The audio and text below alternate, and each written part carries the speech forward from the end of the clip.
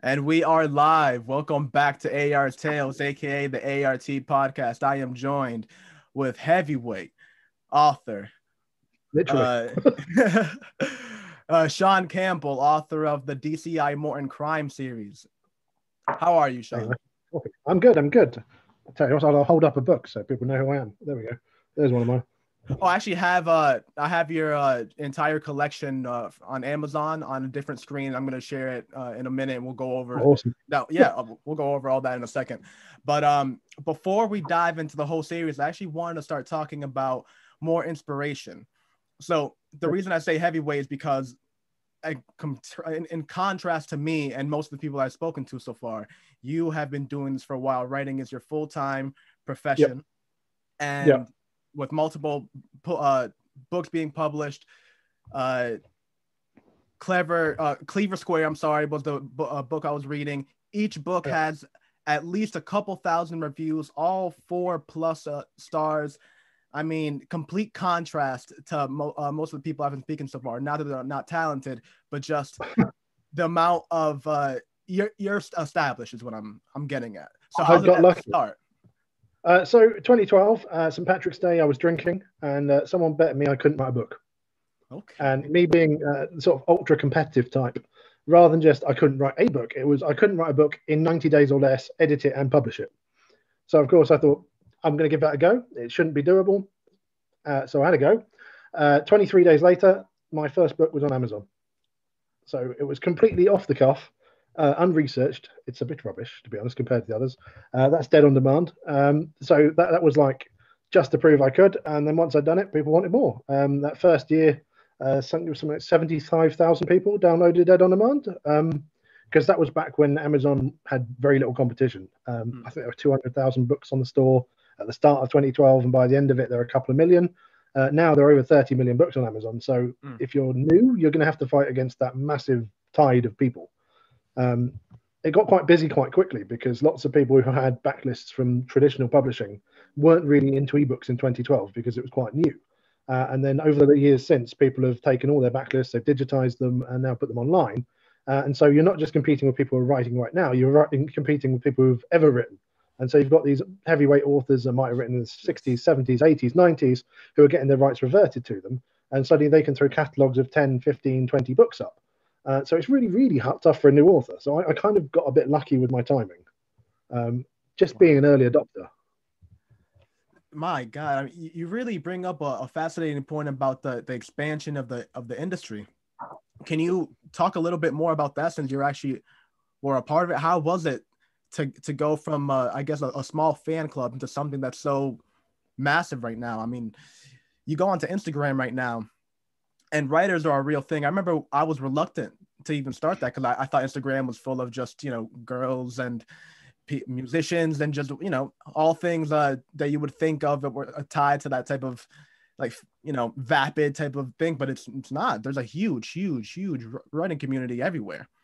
Yeah, I have to. I don't use Instagram very much. I think I did sign up at one point, but I haven't really used it. I use Twitter more than anything. But back then it used to be a lot smaller. I think on Twitter at the moment, and I've not used it lately because when you go on Twitter, it's just advert after advert after advert. I follow quite a few authors, and you just see people tweeting, buy my book, review my book, buy my book, and it's just endless. Whereas back then it was more about conversation and talking about the books. I enjoyed this one. What did you think? And so it's gone from something that was quite, cottage industry, tiny, almost unprofessional in a way. Because if you look at like book covers from 2012, mine included, they're rubbish. And then now you look on Amazon and everyone has got a beautifully produced book, high-end covers, great typography, people know how to use pay-per-click campaigns, people are being very advanced and very savvy with their social media. And in 2012, you didn't need to do that. And I think if you got in early and you were able to sort of create a fan base early on and get people to follow you, particularly with series, because series have always been a winner for book authors. If you get someone in book one and they enjoy it, chances are they're going to read books 2, 3, 4, 5, 6, and hopefully 7. Maybe there's a drop off at some point. I don't know. But you've got Lee Child and all the rest of it are going for 20 books plus. So I think if you've got a series and you can push people to read the whole thing, instead of making a quid or $1.50 or whatever it is on one book, you suddenly sell someone an entire series. That's when you start to be able to make a career out of it. Was that something that you thought of immediately when you started the whole? Well, you kind of was your first book that you made in this 23. Was that the first in the DCI Morton series?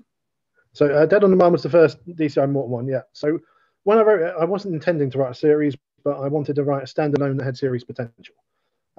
So for people to avoid worrying, there might be some spoilers here, but the Dead on Demand has got two perspectives. One is basically the criminals, and the other is the justice side of things. So I've got a split perspective. Some people love to follow along with the police and cheer along. Others like to see inside the minds of a devious criminal. And I think both are quite interesting. I'm a big fan of Law and Order, or I was back in 2012 at least. And I like seeing both perspectives. And you know how they always start with the dum with the body, and then suddenly they work backwards to show everything. I like that. I really like. I mean, it's not a traditional mystery because you know what's going to happen. So it's almost like a how done it or why done it, rather than who done it sometimes. And I quite love tech. So Dead on Demand for me was to try and take an old idea and make it modern. So the idea of committing your own murder, it seems a bit inefficient, doesn't it? So if you get someone else to do it, it's a bit better. So from that, it's like, well, if I wanted to commit a murder, how would I do it? And you might start by thinking, if I kill someone myself, I've got my DNA on it, I'm going to get caught. So I want someone else to do it for me. But how do I convince someone else to commit murder for me? And the obvious answer is money. But if you pay someone a load of money, it's going to be like, what, 50 grand, something like that, realistically these days, for a professional, not someone like Hood Rat that's going to budge the job and then dob you in as soon as they get caught. But how do you do that without leaving like a massive paper trail? I mean, maybe you could use Bitcoin these days, but that wasn't a thing in 2012, so we'll ignore that possibility. So what if I swap murders? You know, I kill someone for you, you kill someone for me, and we're not connected to each other's victims. Now, there's a reasonably good thought, but let's take it one stage further, and we meet anonymously on a Tor website, the darknet, and I find someone completely unconnected to me, someone I wouldn't run into in any walk of life, and they might be in another part of the country or potentially another part of the world, and I kill someone for them and they kill someone for me. Suddenly we've got an even better murder because we're so far apart. You know, if you went on holiday and killed someone in Florida and then someone from Florida came to wherever you are and commits a murder there, it'd be very hard for the police to track that, especially across borders. Now imagine instead of having two people swapping, you get 3 or 4 or 5 people, and they've got this web where they're all killing for each other. And suddenly the whole thing is so far beyond the reach of what a reasonable policeman would think of that it's an almost impossible murder to solve. So I wanted to start with that and start with a big, clever, high concept crime novel and see what happened. So I sort of wrote myself into a corner trying to work out how would the police crack this, because it's quite difficult. And if you want to work out how the police did do it, it's $1.99. Yeah, definitely pick it up on Amazon, Kindle. You want to know now? Wow. And that was,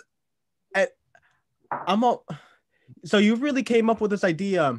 You didn't have before this drinking night, you didn't have this idea rattling around in your head at all, and then just boom, 23 days later, and then that is phenomenal. Yeah, I sort of just made it up as I went, so it worked quite well.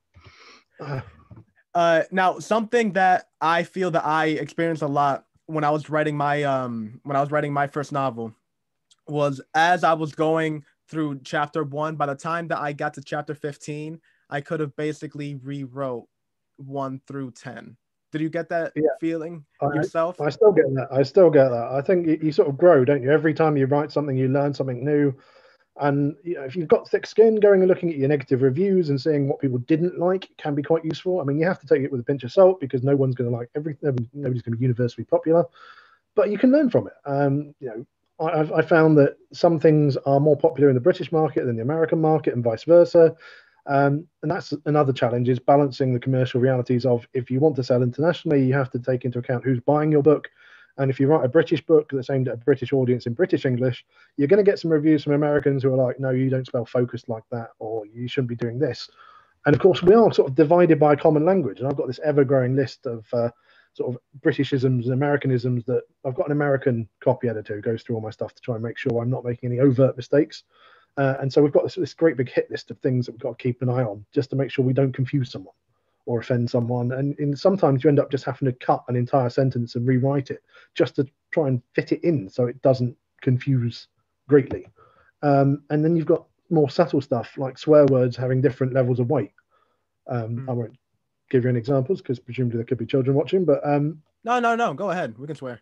right, like I see in American reviews, you often see people use the F bomb, but people here are going to say fuck without giving a shit. I mean, it's and yet just the import of different swear words is going to be very different, and there's going to be a level of sensitivity among different readers, particularly by age group. The older readers are going to find different things to be more meaningful, and just something as simple as that. You've got so many little decisions you've got to get right in order to make things work, and it's just mind-bogglingly complicated. You need the right editors to sort of G you up and push you in the right direction.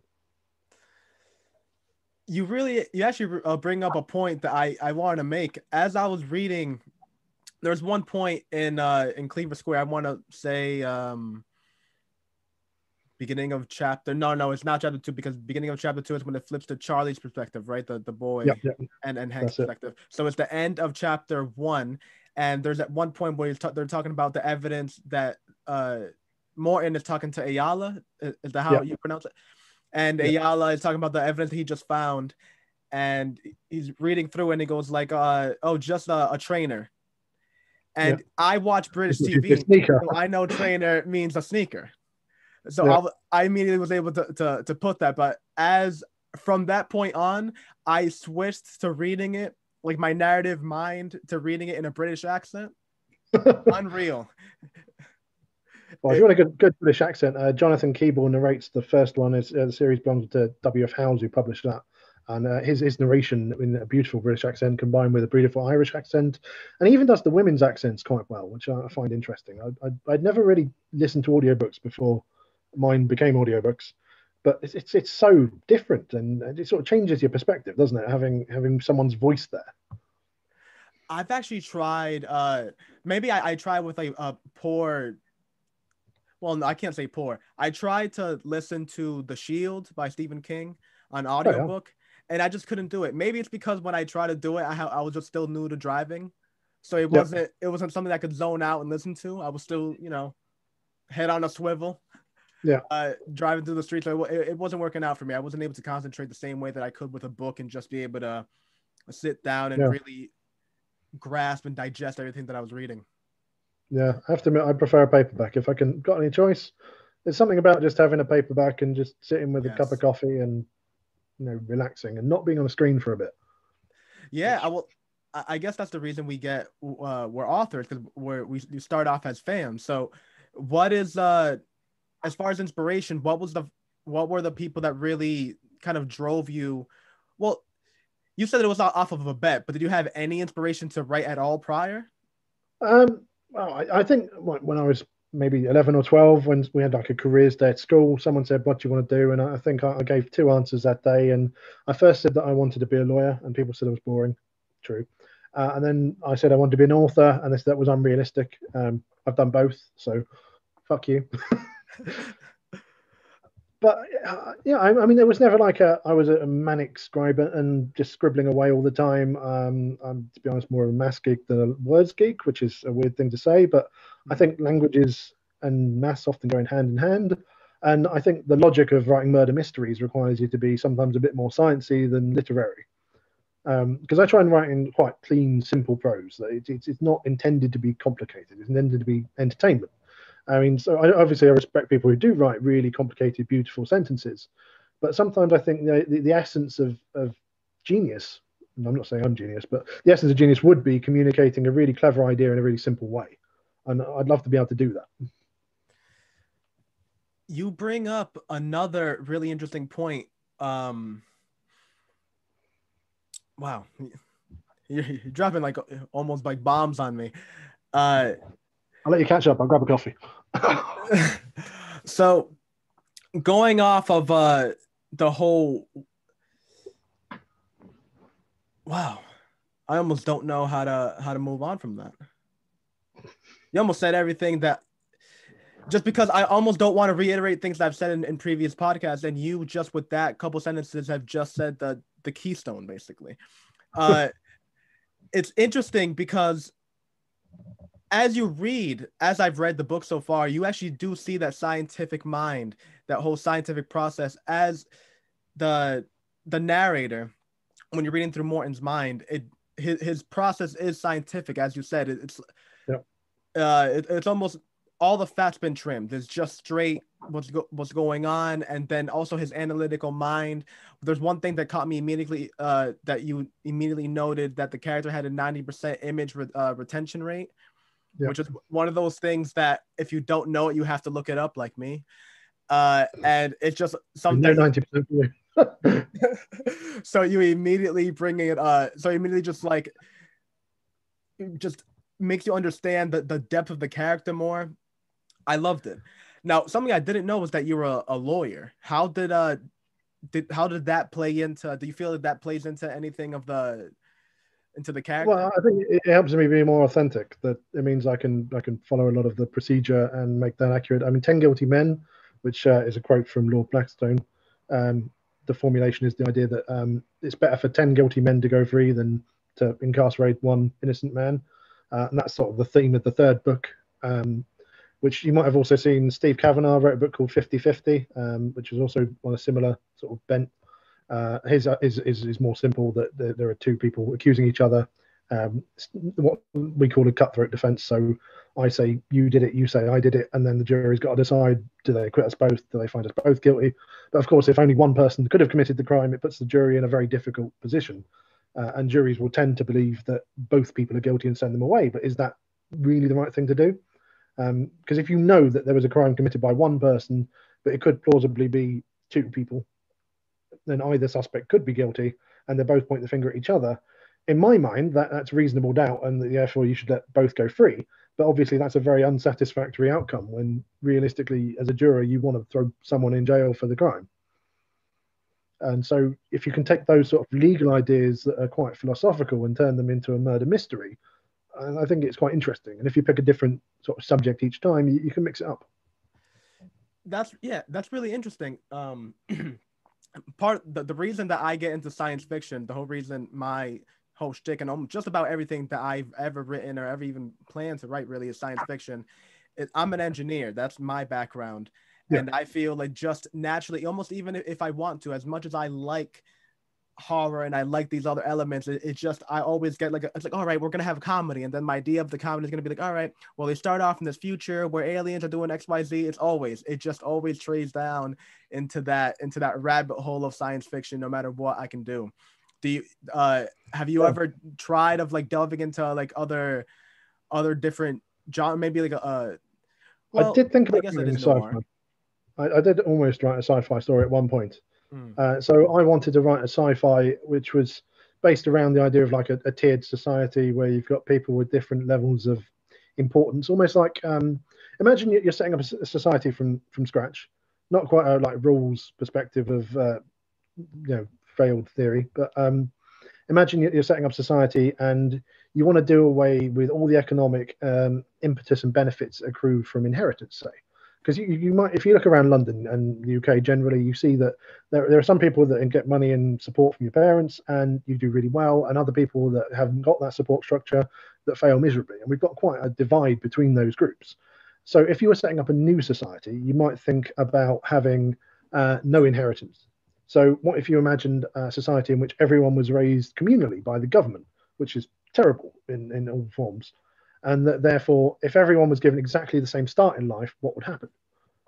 Because presumably that should be more meritocratic than the society we've got, because everyone will be acting upon their own abilities, what they've done, their choices, rather than their circumstances. So if you start with an idea like that for a sci-fi story, you can make it very human while also doing something quite dystopian. So you could have a government that takes all babies away at birth. And I think the scene I wrote to set this up was a baby being taken away from a mother, which I think is a great opening chapter because it's so emotive. You can relate to that. And then you imagine the baby gets put into the system and you put all the children through the same like rigorous 18 years of training. And at the end of it, you give them all aptitude tests and work out what their perfect careers are. And then you start to slot them into society. So you've got people that are geniuses. Engineers might get given a certain status. You could say they're like priority 3. You could say then doctors get a priority 2. And then you imagine that you've got all these people that you've sorted according to how clever, important they are based on their actual meritocratic values. And then you build a society that takes advantage of that. And you can have the best housing given to those at highest priority and the worst at the lowest priority. And suddenly you've got this brand new system, which some people want to rebel against. You'd have parents who want to get their children back. You'd have people who feel like they don't belong in the box they get put in. and it'll be quite interesting. And I'd love to see someone write something like that. I borrowed a few of those ideas for my last book, My Hands Are Tied, which is set in a cult, which uses a very similar sort of system where people are given a priority level, and in the cult, everyone has to obey the orders of those above them, which is part of the inspiration for the title, My Hands Are Tied. Um, so I think sometimes you can use the same idea in different ways. So you could take that idea and write a really good sci-fi story, or you could write a murder mystery, and you and I could take 10 ideas, write 10 novels each, and they'd be so different, even if we start from the same premise. And I think that's one of the beautiful things about writing is that only you can write the book you can write. Nobody else can. So you bring an engineer's bent to it. And, I've read a bit of your Allegory at the end, and you've got that brilliant time hop thing where you've got multiple perspectives and you split it out between child and adult. And only you can do that. And, it's genius. And I'd never have thought of doing the same perspective at different times, and I definitely wouldn't have split it out with colors on the font and all the rest of it, which is really unusual. I've not seen anyone else do that. And I think that's one of the wonderful things about being an author is you can just take an idea and run with it like a lunatic. Well, thank you. You actually brought up like kind of 2 points. In Allegory of the End, the society that the kids live in when they're children is regulated, meaning that the government has basically flipped the switch, and every person is infertile. It's in the water. It's in the nanobot injections. It's everywhere. It's inescapable within the society. And to become a parent, you have to go to a parent eligibility thing, which is like, all right, well, this is how much money we make. The same way that as an orphan today, but obviously a little, because getting an orphan today is actually really, really extremely rigorous. So I would say probably a couple steps down from that, because it's the only way to have a kid. And then you get a pill that allows you to be fertile and pregnant, and then you have a kid other than that. So having 2 kids is like a pretty high status, because that means that like you can afford to have 2 children. And then so on and so on. Did you get inspiration from like the one child policy in China for that? Or what made you think? Is it the need to adopt that drove comedy? Actually, I'm a huge fan of Bill Burr. I don't know if you ever heard of him. And he has a huge bit about population control. And every time he goes into it, something that I have a genuine thought of. And Brave New World, Aldous Huxley, actually, he wrote a follow-up book 30 years after called Braving a New World, which is him basically going into the societal impact of his own book 30 years after. And he wrote this really very interesting analogy where he was saying, imagine a society in Madagascar that has 100 people, and that population is basically limited to 100 people because they have cholera in the water. So it is limited to that 100. And the food supply and all those things, basically the ecology of that region is set to that thing of that cholera or whatever. Now, let's say that some people come, just some missionaries from Europe come fix the cholera problem and then leave. So that population now grows to 10,000 within a couple generations or whatever the math was.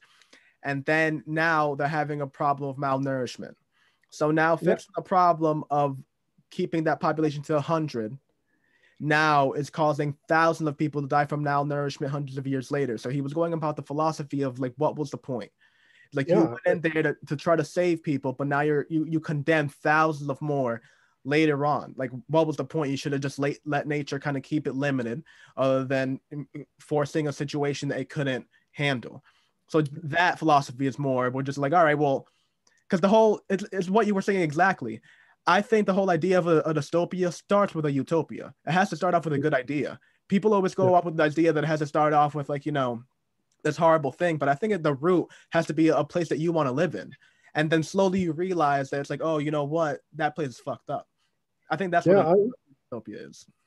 Yeah, well, I think the moral implications are always really interesting, and often they're quite relativist.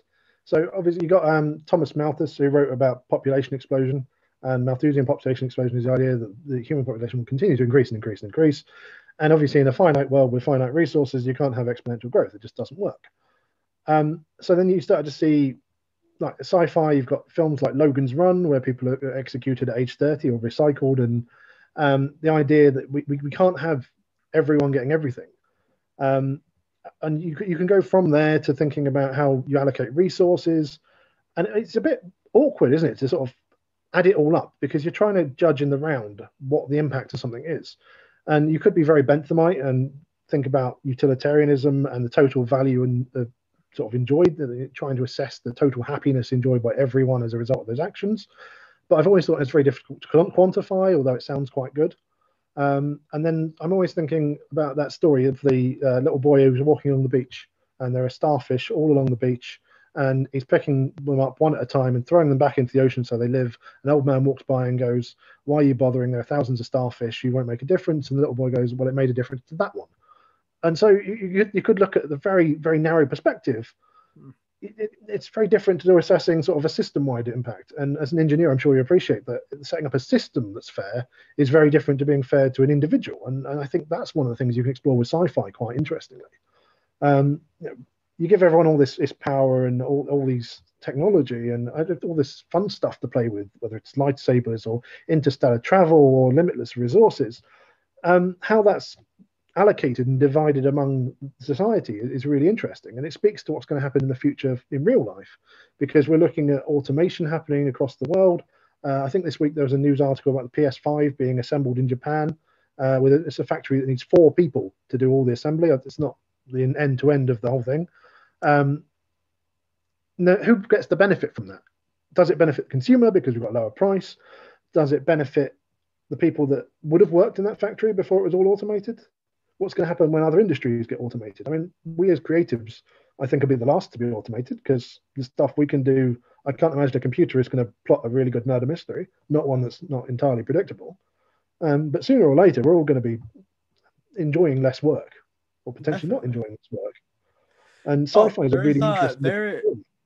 There's even a YouTube video called "You Will Be Replaced" or something like that, or your job is online. It's about a 15-minute video. It even goes into depth. I feel like it's targeted specifically for the people with that logic of like, oh, well, I'm like an artist. Like, I'm not going to, I don't flip burgers. I'm not going to be automated. It was talking about what the future of robotics like currently is, and like the projection. Even us, like even the whole artist community is projected to be replaced within 50 to 100 years, supposedly. Because I think it'll be the middle that gets done first, because I mean, unskilled labor, it's easier potentially technologically to replace, but the economic incentive is stronger to replace accountants and managers and all the middle classes that will get hollowed out first, because you're not going to do yourself out of a job. So if you're in senior management, you're not going to want to make yourself redundant, and if you're at the very bottom, it's not worth creating a multi-million-dollar robot to replace someone earning $10 an hour. But the people who are doing the middle stuff, they're the ones who are the most at risk of automation, because the cost incentive is there to fix it. Yeah, no, it's like you said, it's scary, and it almost brings back to the point that we were talking about before, that, well, it kind of brings up together both of our professions in a way, because it's the whole idea that technology expanding at such a fast rate that the laws can't keep up with it anymore. I've talked about it before, and the analogy I used was with like Ford and the whole the term jaywalker was literally a term that he invented. I mean, calling a person a Jay during the time was derogatory. It was like, oh, that guy's a Jay. It was something that you did to offend somebody. And he turned the death of a child through a motorcade accident, instead of turning it into like, oh, these cars are, there's nothing stopping them. There's no street lines. We need to get them off the road. They're too crazy. He turned that instead to be that the person walking is the idiot. And then now we have how many years later, jaywalker is a thing. He was able to. Not here. Well, yeah, exactly. Yeah, in the States anyway.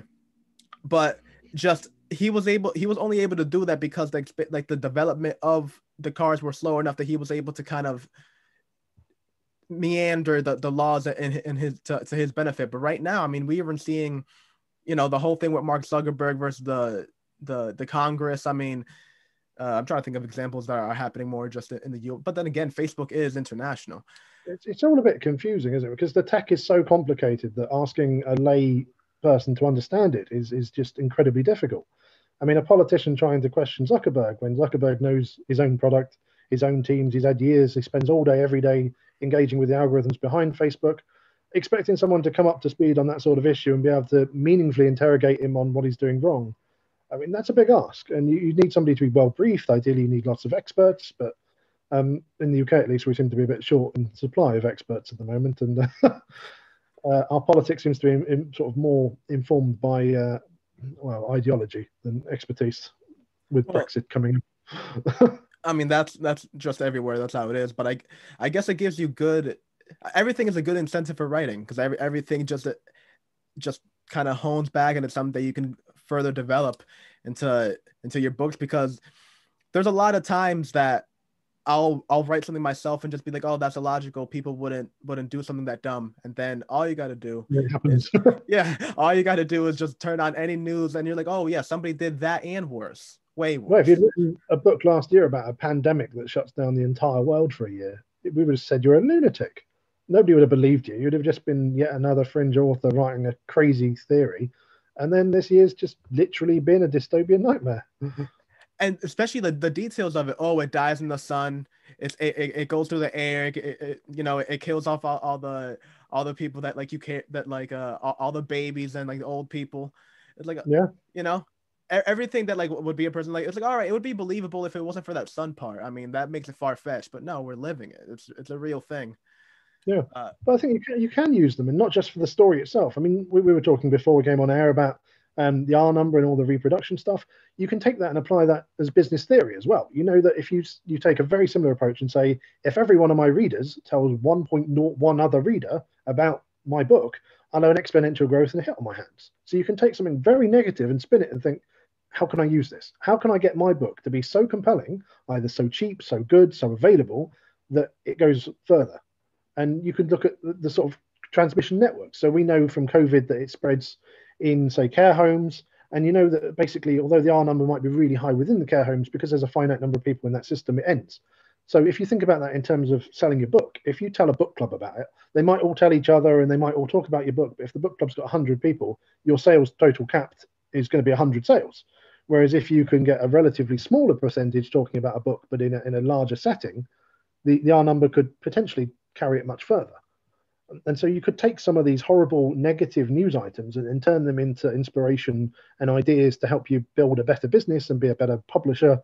If you're self-publishing, of course, or even if you're published, most publishers will expect you to do a lot of the heavy lifting in terms of marketing. So if you can get in a bit of an appreciation for how you can apply that sort of thing that's negative to turn it around, I think that's quite valuable. yeah. Did you feel that yourself when you first dropped the first book in the DCI Morton series? Did you feel that immediate exponential growth, or was it something that you felt? So the Yeah. big driver for me that sort of kickstarted it was running the book free for 5 days, because Amazon's got the KDP Select program where you're allowed to, in any 90-day period, assuming you give them exclusivity, run the book free for 5 days. And back then there weren't many free books.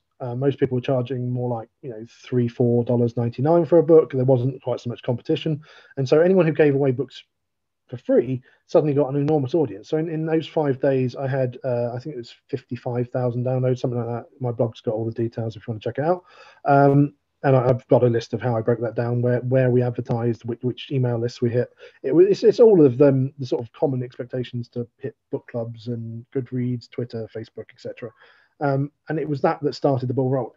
And that was quite interesting because it showed me that there was demand, and that pent up demand did carry on. So when I released the second book, which I did initially for 99 cents for like a couple of weeks just to get the ball rolling, that immediately started selling dozens a day at first for the first couple of weeks, hundreds a day for a couple of weeks after that, and then thousands a day for a few days after that. Wow. And then sort of carried on tapering off. And what you see with a hit book is you have a massive peak in terms of sales, and then you lose quite a lot quite steeply. It's almost like an exponential decrease. So it's quite weird because book sales are not this really simple thing, because you could look at it and go, right, I want to earn $100 a day. My books net me $2 out of 3 if I'm on a 70% royalty rate, so I need to sell 50 books every single day. But it doesn't work like that. Some days you'll sell 50, but some days you'll sell 2, and some days you'll sell 1,000. Like if you have a book bub, you can expect to sell thousands upon thousands of books, and then what you really need to look at is the average. But most authors are a bit rubbish at looking at the average. They're rubbish at looking at the long term. And so you kind of, when you reach a new level and you hit a top 100 list or you get a Kindle All-Star award, you might be tempted to think, this is awesome. I'm up there. I'm going to carry on being up there. And it's not realistic because someone else is waiting to have their 15 minutes in the limelight. So you have to make the most of it and capitalize on it. And one of the good things you can do is put the next book on pre-order and start collecting emails straight away. Collect emails at the back of your book, ask people for a review, all the little asks you can put in there to try and capture your audience. Because when you're on Amazon, they're Amazon's customer, Amazon's reader, etc. Whereas once they've read 6 or 7 of your books, they shouldn't be Amazon's reader anymore. They should be your reader. And then you know that you can carry them with you because you don't want to be dependent on any one retailer forever. Because your Amazon share might drop or ebooks might fall out of favor. People might go back to paperbacks. This time of year is very good for paperbacks, whereas ebooks don't sell quite so well in November and December. Audiobooks have been increasing as a percentage of the market. So you see change and you have to keep adapting to it. And some days you'll adapt really well, other days you won't. And there's a lot of luck, there's a lot of timing. And really, you can't control what's going to happen, but you can try and put yourself in the best position to take advantage of it when it does. So my advice for anyone who thinks they might suddenly get that sort of big exponential hit in a week of 50,000 plus downloads is do something with it. Because when I did that, I didn't do something with it because I didn't have a second book yet. And I think if I'd been a bit quicker off the mark, if I'd written 3 or 4 books and then really released one and pushed it hard, I could have sold those 50,000 people books 2, 3, 4 immediately. And of course, I know money is not the best thing to talk about as an author because it's not considered particularly polite. But ultimately, if we all want to carry on writing and we want to do it full time, you've got to earn enough to pay to eat, to keep a roof over your head. And so getting authors to be in a sustainable place means readers paying. And 99p doesn't really cover it for the most part. It's a good promotional price point, and it drives volume. And it's quite good if you're in Kindle Unlimited because you'll get an awful lot of borrows, and those pages read can rack up very quickly. But you've got to do everything with a purpose, and you should look at all your sales numbers. You should look at where your book fits in the market and sort of tailor everything to try and achieve whatever goal it is you're trying to achieve, whether that's money or number of readers. And you can adjust your strategy accordingly. Because if you just want readers but you don't want money, then you go free because free will drive the greatest number of downloads. On the other hand, if you want success, you want prestige, you probably don't want to self-publish because it doesn't really come with much prestige. People will look down at you on it, but you're never going to get 70% anywhere else. So, my God, that might be a clip. Everything that he just said, that was, my God, that was crucial. It's something that you're right. It's almost a taboo that authors don't want to talk about money and just see that it's all about the art, and it is. We're all yeah. You know what? I don't think anybody's here because we want to be have golden chains and have Maseratis, but we don't. I mean, it would be nice. It would be nice, but I think we did the golden chains. I'll go with the platinum actually and diamonds, but we'll come back next year. We'll both wear them. It'll be awesome. We'll do it again. 2021, platinum and diamonds for sure. Well, actually, oh my God, I want to have multiple. There's multiple things spinning in my head after that, because everything you just said was so crucial. Really, it's not 100% about the money, but you need to eat. It's simple mathematics, and everything you said really resonated with me because maybe it's because we both have that technical background, but I do treat this the same way that you do. I'm not a huge fan of social media. The reason I do it is because I can understand the analytics of it. I can understand that doing XYZ and keeping up my interactions with this will do an XYZ type of growth. And I know, and the more I study it, the more I know how to target certain things and certain avenues. That's where my mind is at, and that's how I can do it. I treat it purely analytically. And I treat the writing the same way. That's 100% different than me as the author, because we're the author's the free spirit writing, the whole thing. But you have to have the side too. I mean, some days you're going to be wearing your author hat. You're going to be sitting and writing ridiculous stories. You're going to come up with these ideas. You're going to try things out. You're going to write an opening paragraph, see if it works. And other days you're going to be the scientist, the data guy that analyzes everything. You might look at your Facebook ads. They're great for breaking down demographics and interests. You can run split tests and try it against, XY comparator authors to see whether people who like Janet Ivanovic like your stuff, or whether it's, you can test everything. You can segment it, and you can try different copy. You can try different images, so you can test that all those bits of your branding are working. You can see whether it's women that are clicking, whether it's men that are clicking, whether it's this age group or that age group. And one of the things I found interesting was that clicks on Facebook from women cost me something like 9p, 13 cents US roughly, whereas cost from men cost a little bit more. And I wouldn't have expected that going in. But once you realize that, you might realize you want to create ads that target solely women because they're cheaper and you make more money. Or you might realize that the cost for men cost a little bit more, but sometimes the conversion is better, that they cost more per click because there's fewer of them in the interest segment group on Facebook, but they're more likely to buy. Or you might realize that you're targeting Kindle Unlimited readers, and often housewives have Kindle Unlimited subscriptions more than men do. And it's thinking outside the box and trying to feed that back in. And if you can do that with your advertising, you can be a bit more successful. But you can also do the same with your writing. If you've got a group of readers to test, if you know that they're in your right demographics because you've identified who your demographic audience is, and you've nailed that with your Facebooks on then targeting on the advertising side, you can try and work out who your ideal reader is, and then work out where they hang out. So if you know that your most profitable readers are women between 50 and 65, you don't advertise on Reddit because there aren't going to be many 50-something women on Reddit, relatively at least.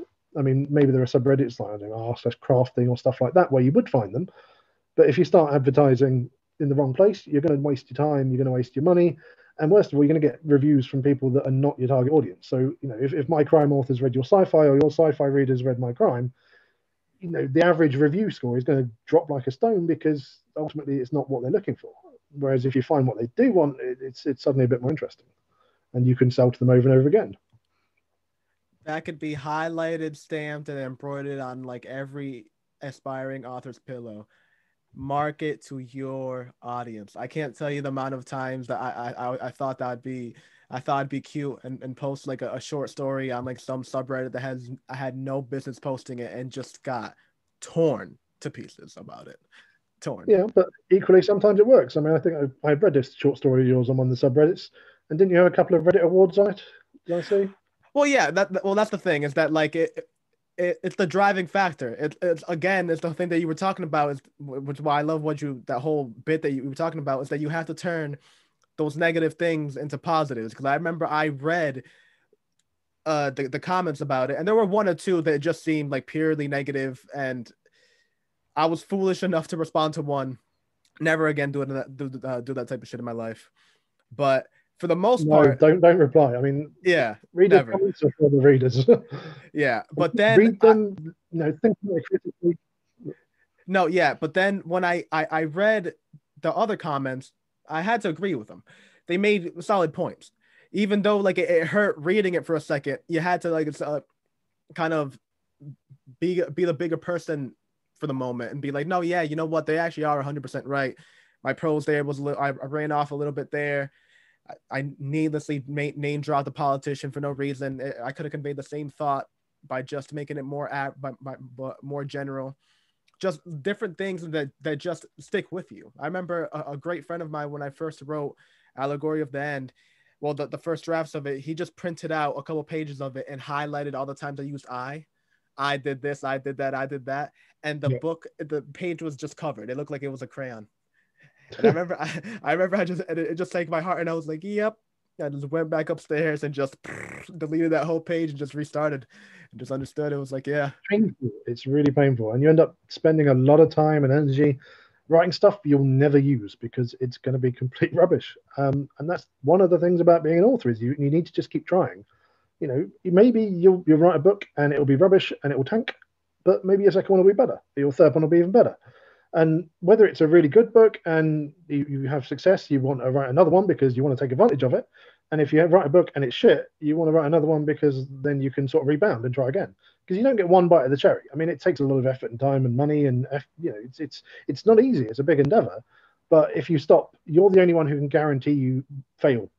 I mean, you only fail if you completely give up. If you keep trying, there's always a chance. I mean, it's a tough market. It's a tough industry. There are always going to be more people who want to write a book than get to finish. There are always going to be more people who finish than people who get read.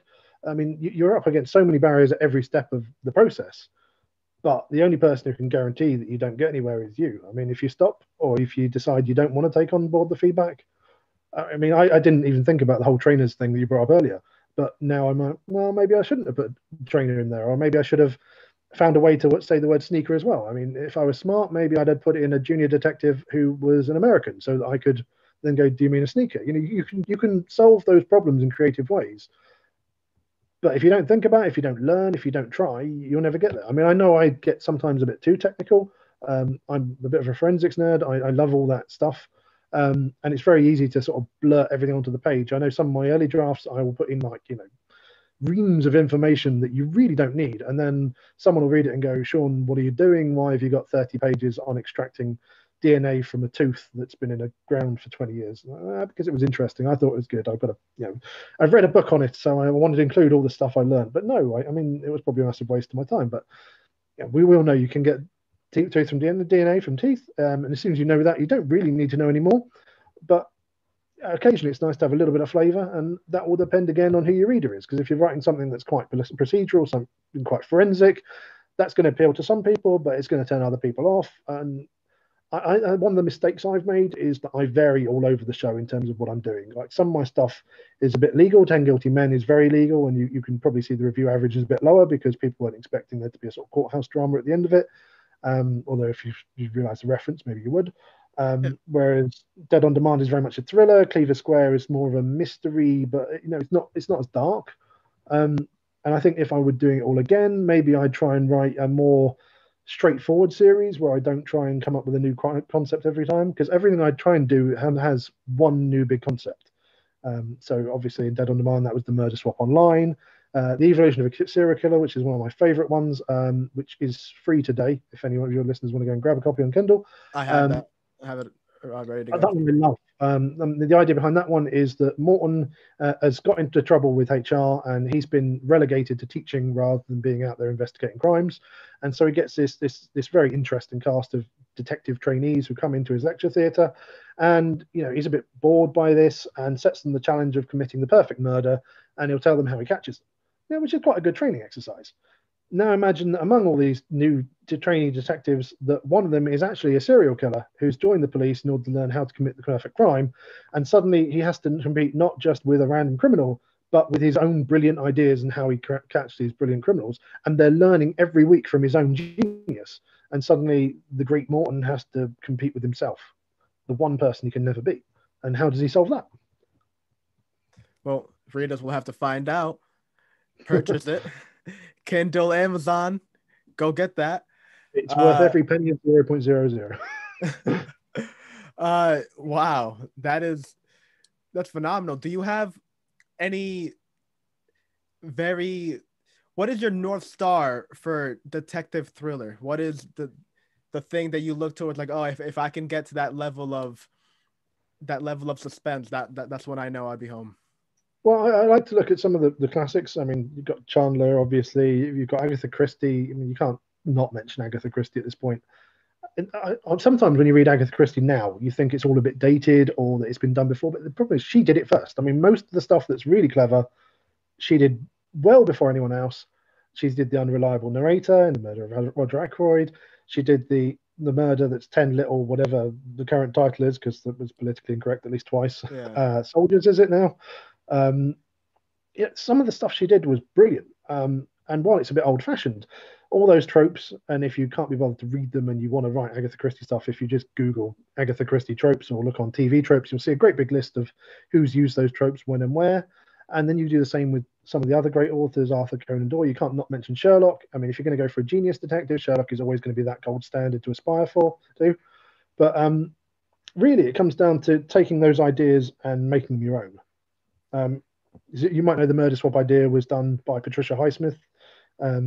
Strangers on a Train, that was done before. Yeah. But obviously, I did the same concept. I hadn't actually read Strangers on a Train. I read it after, which is quite interesting. But I mean, I suppose it's quite obvious coming up with a very basic idea more than once, independent creation and all that. But there are great ideas to be had. And if you read some of the classics or you watch TV shows that do the same, I mean, one of the things that TV does is they cut down to the nuts and bolts of it really, really well. If you look at what screenwriters do, they're very emotive, they're very primal. I mean, if you've read Blake Snyder's Save the Cat, you'll know that people tend to respond to emotional stimuli. They think it's really relatable, is engaging, because you want to know what happens to characters, not just in the abstract. So if you can combine two things with your novel, one is a high concept, clever idea, with two, the characters that are engaging, interesting, that you care about, either because you hate them because they've done something you detest and you want to see them get their comeuppance. I mean, that's one way of making them engaging. Or the other is to have someone who has had what they call a save the cat moment. That's the Blake Snyder term. And they've done something to render them endearing or interesting. I paid homage to that by having a literal save the cat moment in one of my books. You'll probably spot. But it's interesting because it's almost feels dirty to say, but you're manipulating the reader into caring about a made up character, and part of that is making you feel empathy with someone who doesn't exist, and you need something to hang your hat on. You need to be able to relate to at least one character, and I've found that sometimes you'll hate some characters, and if you've got multiple points of view, that can be a really good way to engage readers because there'll be someone they can relate to. Yeah, so George R.R. Martin does that really well, that he's got all these characters, and you might think some of them are complete rubbish, slime bags, etc., but you'll find some you care about, and you'll be able to relate to them on an emotional level. And as long as you've got at least one character you care about that keeps popping up, you'll read the whole thing in order to find out. And the other thing that I think I've said to you before that's quite interesting that he does is that he has the characters talk about each other when they're not present. And that's a really brilliant way of adding layers and depth that if you hadn't realized what he's doing, then you don't notice that that's just pure genius in terms of building a character that is deeper than you think. If someone conveys an opinion and someone else conveys a contrary opinion, suddenly you've got a complex, deep character out of the blue without having done anything before they've even appeared on the page. And if you can do that, you can introduce characters all day long without it becoming like, a cast of millions, which is one of the risks that most authors that write their first book is they'll write a book that just has too many characters or too thin characters. Because one of the things that I've since learned is if as soon as you give a character a name, people expect there to be a whole personality. Like, the security guard opened the safe. Nobody cares. The security guard is a means to have the safe opened.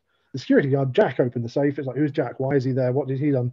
How did he get there? Why did he go? What was the impact on him? And suddenly you've got to give him his time of day. Otherwise, it's not very fair. You just end up with an extra name.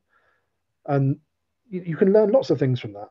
One of my editors has taught me that if you've got too many names that sound too similar, for some reason, I just gravitate to writing names that start with an M. I have no idea why this is, but if you say name a character, I'm going to be like Matt, Morton, Mabel, just really annoying. And then I read back my drafts, it's like, Jesus, they all sound the same. My name, and you have to change it. I don't know why. Maybe that's just a really bad excuse example, but you can see how if you've got all those similar sounding names, it doesn't work. And it's tempting to do something like J.K. does and put in really unusual names and have Cormoran and she's famous for putting all those weird names in there. Have you read Trouble Blood? Silver is I can't even pronounce half of them. Yeah. Actually, I think her stuff sometimes looks better as a TV show because it's easier to follow, isn't it, with all the different characters? But what Netflix is doing with serializations, I think is just as far as what you were saying as the growth and how like audiobooks are going, I think like that whole thing that kind of like the great books of our generation are slowly becoming like the Netflix series. I think that's just phenomenal. I think sometimes when they were made into movies, they become too clumsy because you can't fit that entire context into 3 hours. Yeah, but then when you really have time to give it a season or a couple seasons, then it becomes really interesting. And I feel like I've loved just about every show that has been in reference to a book. Just about every. Yeah.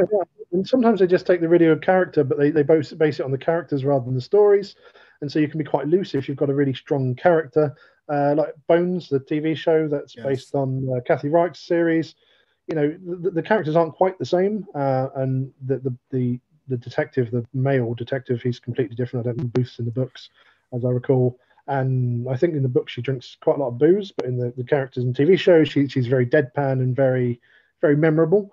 And so if you take that and run with it, you can end up with a series that doesn't bear a great deal of like resemblance to the stories of the books, but is loosely based on it. That's quite interesting to see. Conversely, you might have a closer adaptation where you take the story itself.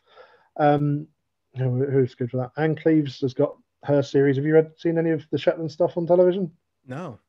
Oh, you're missing out. Get BritBox, which is like the British thing. I think it's something like that, $6-7 for a month subscription, and there's a free trial, and you can watch all these brilliant British mysteries that have been adapted. There's loads on there. If you've not seen any of them, you're in for a treat. I definitely will. I'm a huge fan of Doctor Who. I've seen I'm a huge fan of just British TV in general. Doctor Who is such a clever concept because they can just recycle the central role over and over again. They can reinvigorate. I mean, just putting in Jodie Whittaker as a woman, it totally reinvigorated the series in a different direction. Every Yep. Doctor brings their own thing to the table. I mean, who's your favorite? I mean, I feel like I guess I'm partial.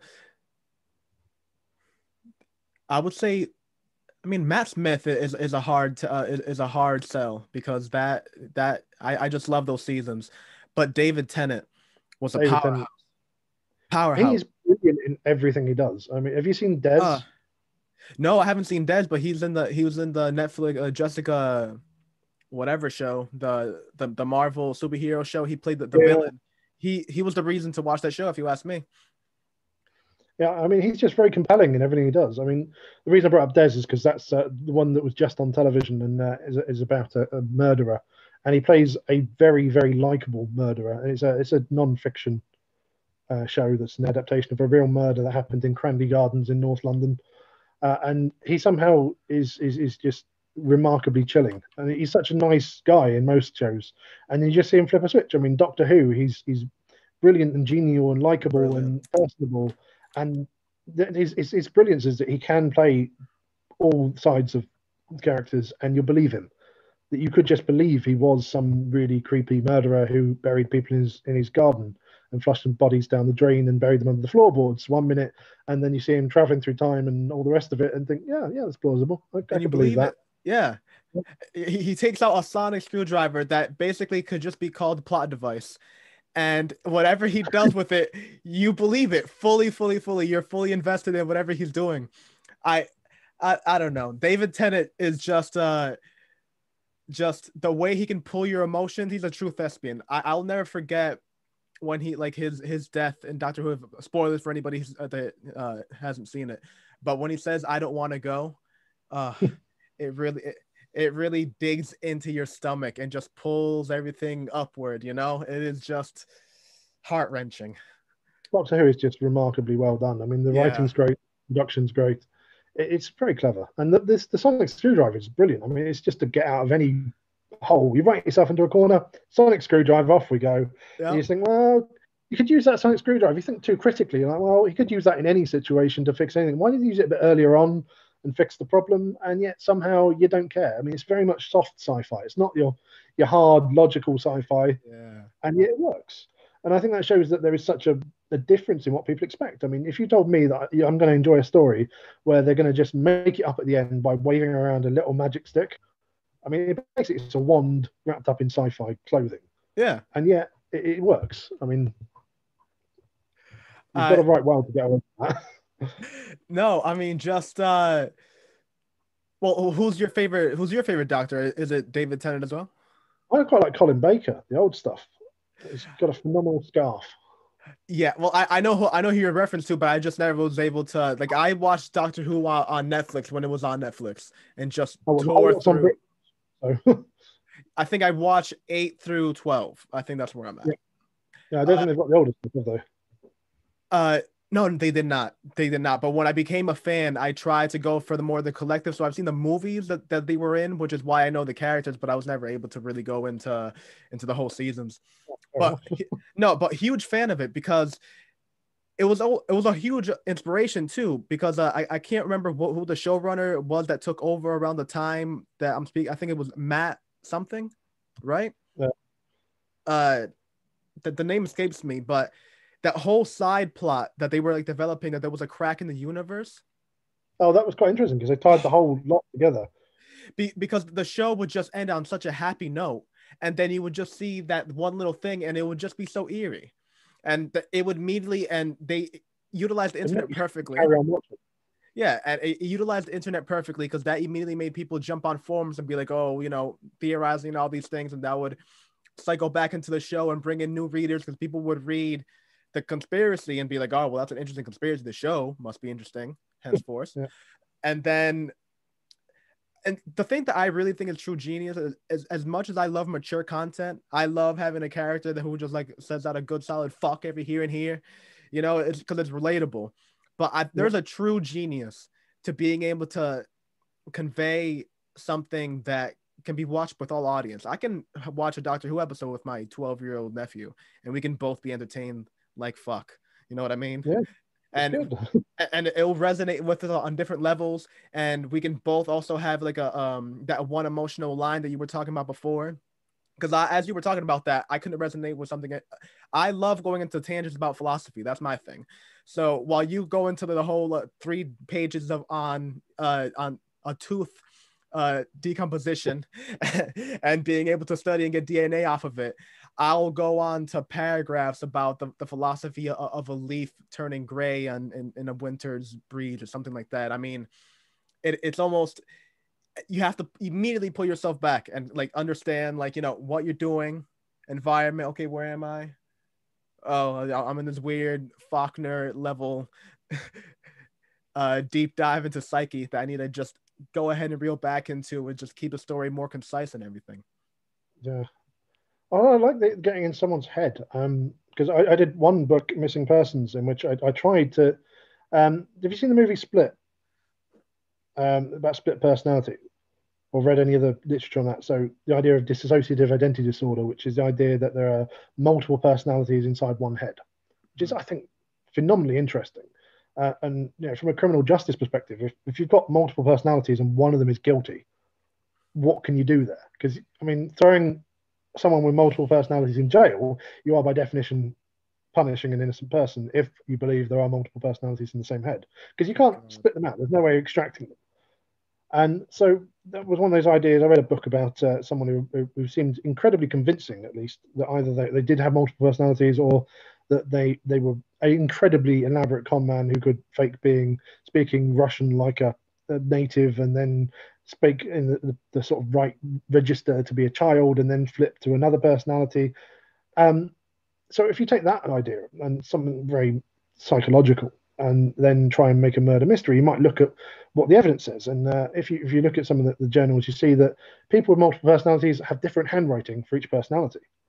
So you might, as a criminal mind, go, well, if I'm writing a book about that and I want to show this, I could do something subtle like having a handwriting sample that doesn't match the suspect because it was written by one personality in the body, but not the other.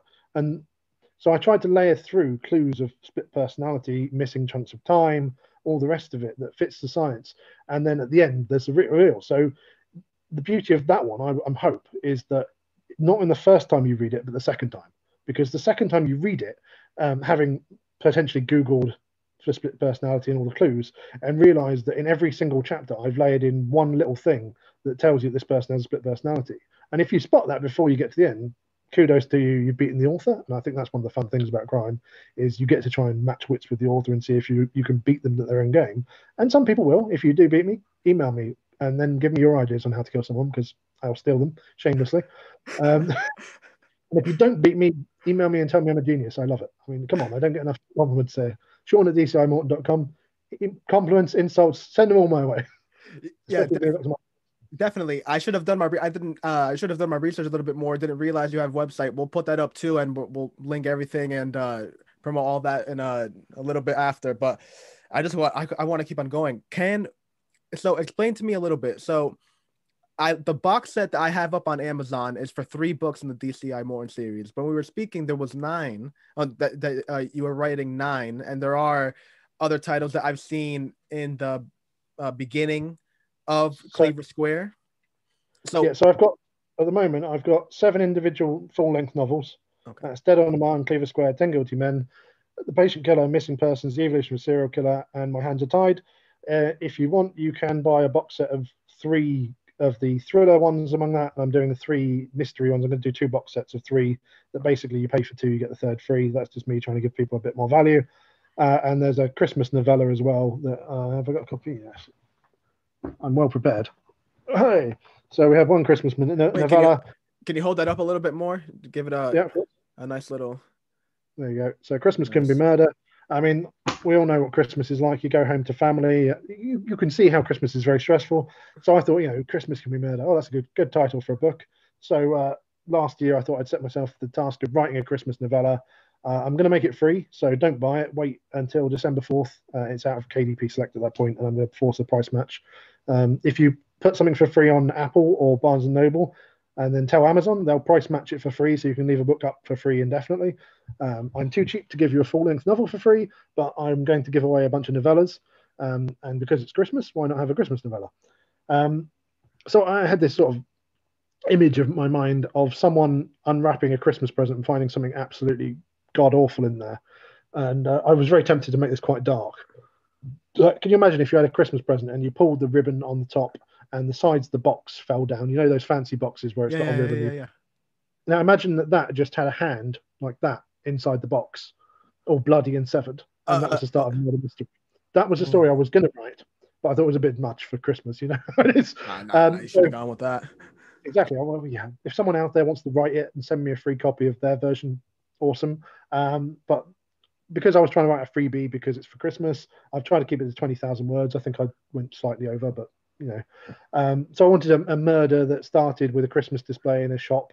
There's lots of nice shops in London that do beautiful Christmas displays. I don't know how many are doing it this year with lockdown, but it's one of those things that you walk among the crowds. I hate crowds in London. It's horribly busy, but it's quite nice seeing all the displays and all the festive colours. And I just had this image of what if someone dumped a body in the middle of one of these displays. Like it's a rather huge department store over by Sloane Square in Chelsea, and you could just imagine if someone took this upmarket department store and left the body in there, and then the security guard on his early morning rounds finds the body or body part, and off you go. And so that's that novella. I don't want to say too much because it's really hard to talk about a novella without giving away the ending. But the basic concept is, I mean, you can find inspiration for a murder mystery in pretty much anything. It might not be a good idea, but there are plenty of ideas out there. I mean, you might walk into the post office and think, well, they've got all those parcels. What if I had a serial killer who chopped his victims up into bits and then mailed the body parts out internationally? One bit off to Spain, one bit off to Argentina, one bit off to Chile, one to France. And then around the world, you've suddenly got this ridiculous story where postal services are calling in detectives because body parts have been found in the mail in countries around the world. Who investigates it and how do they find out what happened? And you got to bring the detectives together. Exactly. From different countries. Someone wants to write that one, go for it. It's an awesome idea. I can't be bothered. It's far too complicated, even for me. But you know, it's like there's ones set in the Eurotunnel. You know, the Channel Tunnel. There's a body that was found on the line there. I can't remember the name of that one. That was a TV series a while ago. You can find really good ways of mixing it up, and if you can take the mundane and make it interesting, you know, just think like a criminal. You know, what could I do to take this beautiful, nice thing that's useful and fair and brilliant and just completely wreck it? And that's one of the fun things about being a crime author. Is you just get to fuck shit. Man, that is, and I love the Christmas theme. I gotta tell you, I'm on the same boat that I'm currently writing, Iris of Mercy, and I have like this idea that because I love Christmas, so I've been watching like Christmas movies like, in my spare time, and the more I study the idea of Santa Claus, the more I realize that is a horror that nobody has written yet.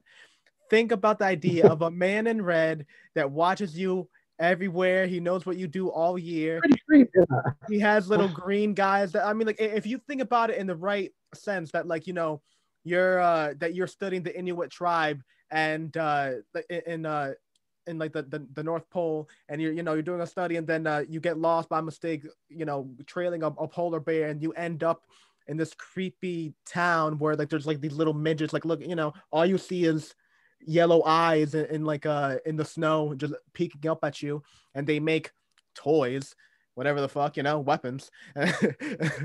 And you know, and then there's just like this guy that just like is creepily watching everything over. He's friends with a guy that goes around and collects your teeth, and a bunny that likes to go inside your house and drops his babies everywhere, basically.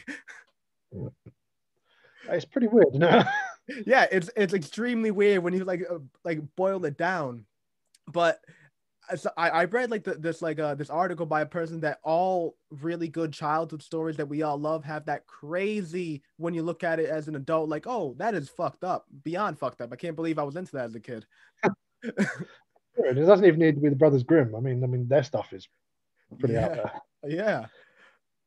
And yet, then you see what you've done with it, and it's suddenly sanitized, and you can see just two people, one story's so different. It's just goes back to what I'm saying about how you can't write someone else's story, only you can write yours, and yours is going to be a dark Christmas story. Well, that's the whole thing. It brings me up into something that you kind of talked about earlier. That I'm kind of curious. You said that you read a little bit of Allegory, and we were talking about the whole thing of characters and the point of view. When you read the beginning chapter, what did you feel about Zako? I'm very curious about that. Well, Zako is the very first chapter, like the prologue. How did you feel about that character? And if you could tear me apart, that would do that would be phenomenal for this podcast. I mean, everything that I've done wrong, please, into detail. You sure? Oh, Great please. move, great move. Well, the thing is, you've got this at the start, haven't you, with the icebox of space. It was very interesting because this is the same character as your short story, wasn't it? No, which one? It wasn't. Oh, no. It was a different one. No, it wasn't. But I definitely got like the same. You've got a very vibe, haven't you? Yeah. All right, so I'll get it up on screen and then we can go through it if you like. So I don't deserve this. Drifting through the icebox of space with nothing other than a dried turd keeping me company can't be how my story ends. It shouldn't even be in the blooper reel. Only moments ago, I was a conqueror world's lord of stars. Now the very heavens slowly abandon me. Now it's me that's being conquered. That's not a bad idea. I mean, you've got a solid idea for opening, haven't you? In that you've got the juxtaposition of like a really futile, pointless ending. Nobody wants to end in that sort of inglorious way. And for me, immediately, you've got the evocation of a death that doesn't mean anything. So like, is it Holland, where if you die and you haven't got anyone to be at your funeral, they send a poet to sit and read a poem about you, but not you, because it's very anonymous and depersonalized. And the futility of being, I think this was on Reddit homepage earlier, and just, I haven't pulled this out of nowhere. I promise it's a thing.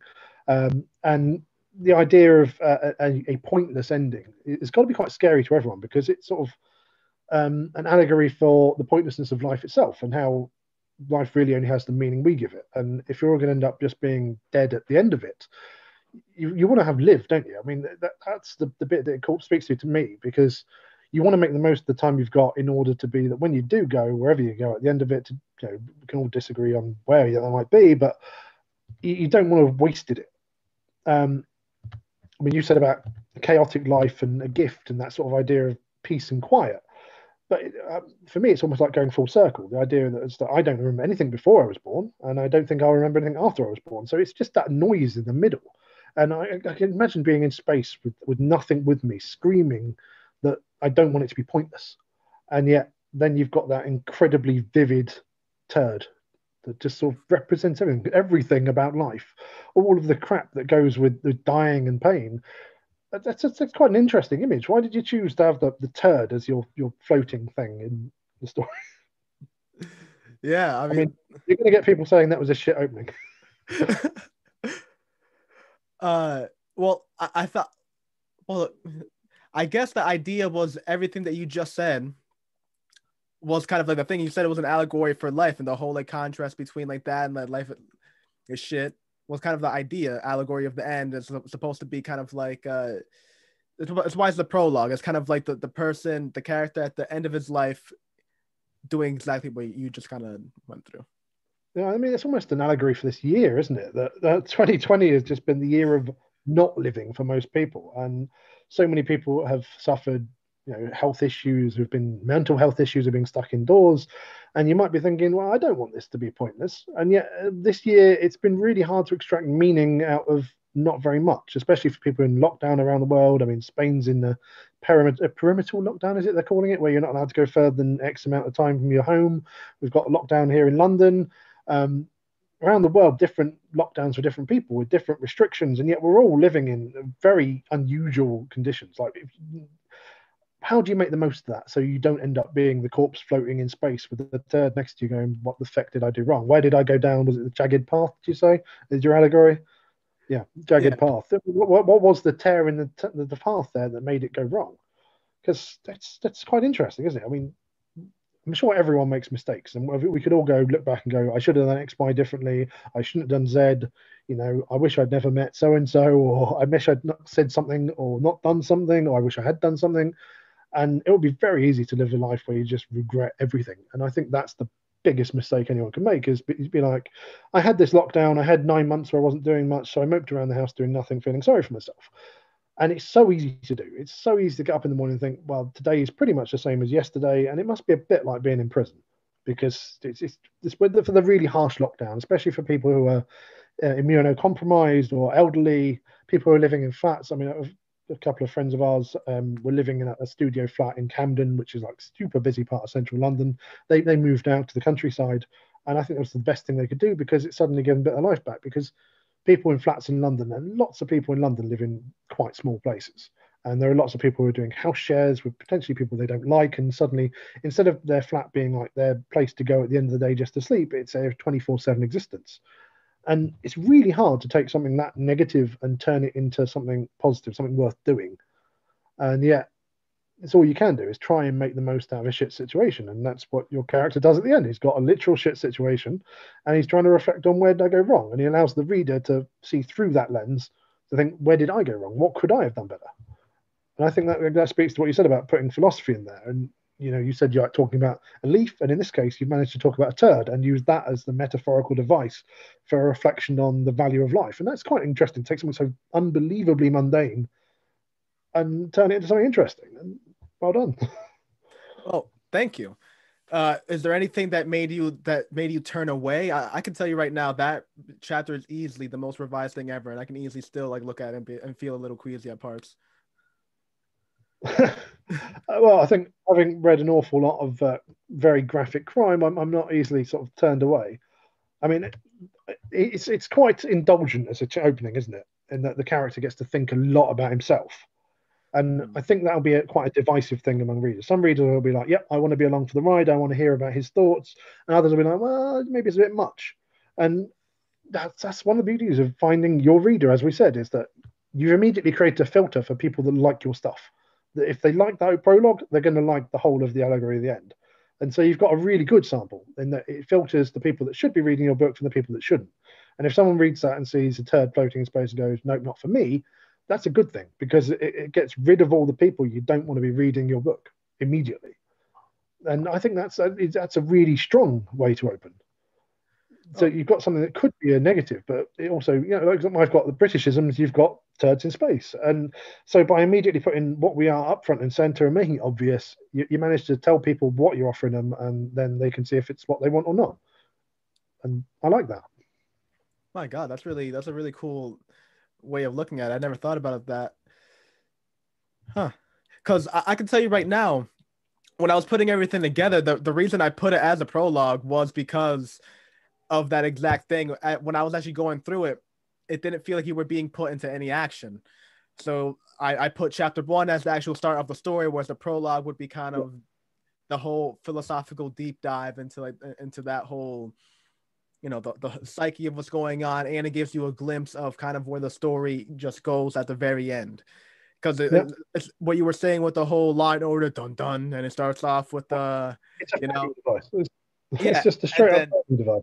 Yeah, and then you just go back, and I think I've always loved that. The analogy that I used before was Breaking Bad. I loved how Breaking Bad would start off with a low rider jumping up and down with bullets rattling on it, and the camera would slowly fade away, and the scene would just get more. You would just question every second that it would zoom out. You would just have a new question. Oh wait, what is that there? Oh, what's that there over in the corner? What's that in the corner? And then by the end of it, you're just, what is the scene? And that's a 15-second scene that just got about 40 questions in you. And then the rest of the episode is just you breaking down what that was. Yeah. And then at the end of it, it's basically, you basically answer about 25 questions. But you're asking me 6 more. Exactly. I think that was the one thing, if you were to break down shows that I love, like Lost, was that Lost was great at just keep on asking you more questions, but I feel like it didn't answer enough as it further went down. Yeah, I think that's the thing, is if you ask lots of questions, you can create this massive amount of tension, but you have to have the payoff at the end. Yeah. And I think, go back to George R.R. Martin, nobody liked that last season on TV. It was a train wreck that took all this promising character development and chucked the whole lot out the window. A bell. It's dreadful. It just, exactly. It was just, we can't be asked anymore. And And it's so disappointing. If you're going to have that build up, you've got to have the payoff. And that's the hard bit, is sometimes you should start with the ending, because then if you know what the payoff is, you can go back and ask the questions to lead you there. So there are different ways to sort of write your story. And you can start with your framing device and then move into your story. You can start in media res. And I quite like the media res approach, because if you're dropped into action, something's happening, it's that first page hook, isn't it? If you've got something going on immediately, you don't get very long to hook people. When people browse bookstores, they pick up the book, they'd read a few pages, they decide if it was them. And obviously they've got the reassurance that it's a good book because it got through publishers, it got through editors, it got through the bookstore buyers, it ended up in the bookshop. So you've got that immediate level of confidence that what you're buying is worth the money. Whereas on Amazon, people have got loads and loads of books competing for their attention and just a few seconds to decide if they want it. And so they're going to use proxies. They're going to use customer reviews. They're going to use review averages. They're going to read the blurb. Maybe they'll look at the look inside sample, read a couple of pages. But you need to grab them by the balls and just not let go. Otherwise, you're not going to get them. And so that's the challenge, isn't it? You need to make people really freaking curious about how something's happened, why something's happened, who it's going to happen to. How do you commit the perfect murder? Well, find out in my book. Or, what is the meaning of life? Read the allegory at the end and you can work out if yours is worthwhile or if you're just the turd floating through space. And sci-fi is great for exploring those big ideas, and crime's great for exploring those small ideas. So there's just this space for everyone to tell a different story in a different way, and there's no one size fits all. It's all about writing the story you want to write that only you can do, that will serve your niche. And there are people who will read pretty much anything. It's just finding them. Wow. And talking about the well, I want to dive in a little bit into Cleaver Square. Yep. Now, don't spoil anything for me because I'm still reading it and I want to finish that shit. It's really cool. But I have to say, as far as the whole thing between the character switching, I'm loving how it's going in between the detective, and then you're getting that whole technical thing, and it really feels like it's an episode of Law and Order, like you said. It feels like I'm right behind Morton, like I'm a parrot on Morton's shoulder, and I'm seeing everything that's going on, and I'm 100% in the environment.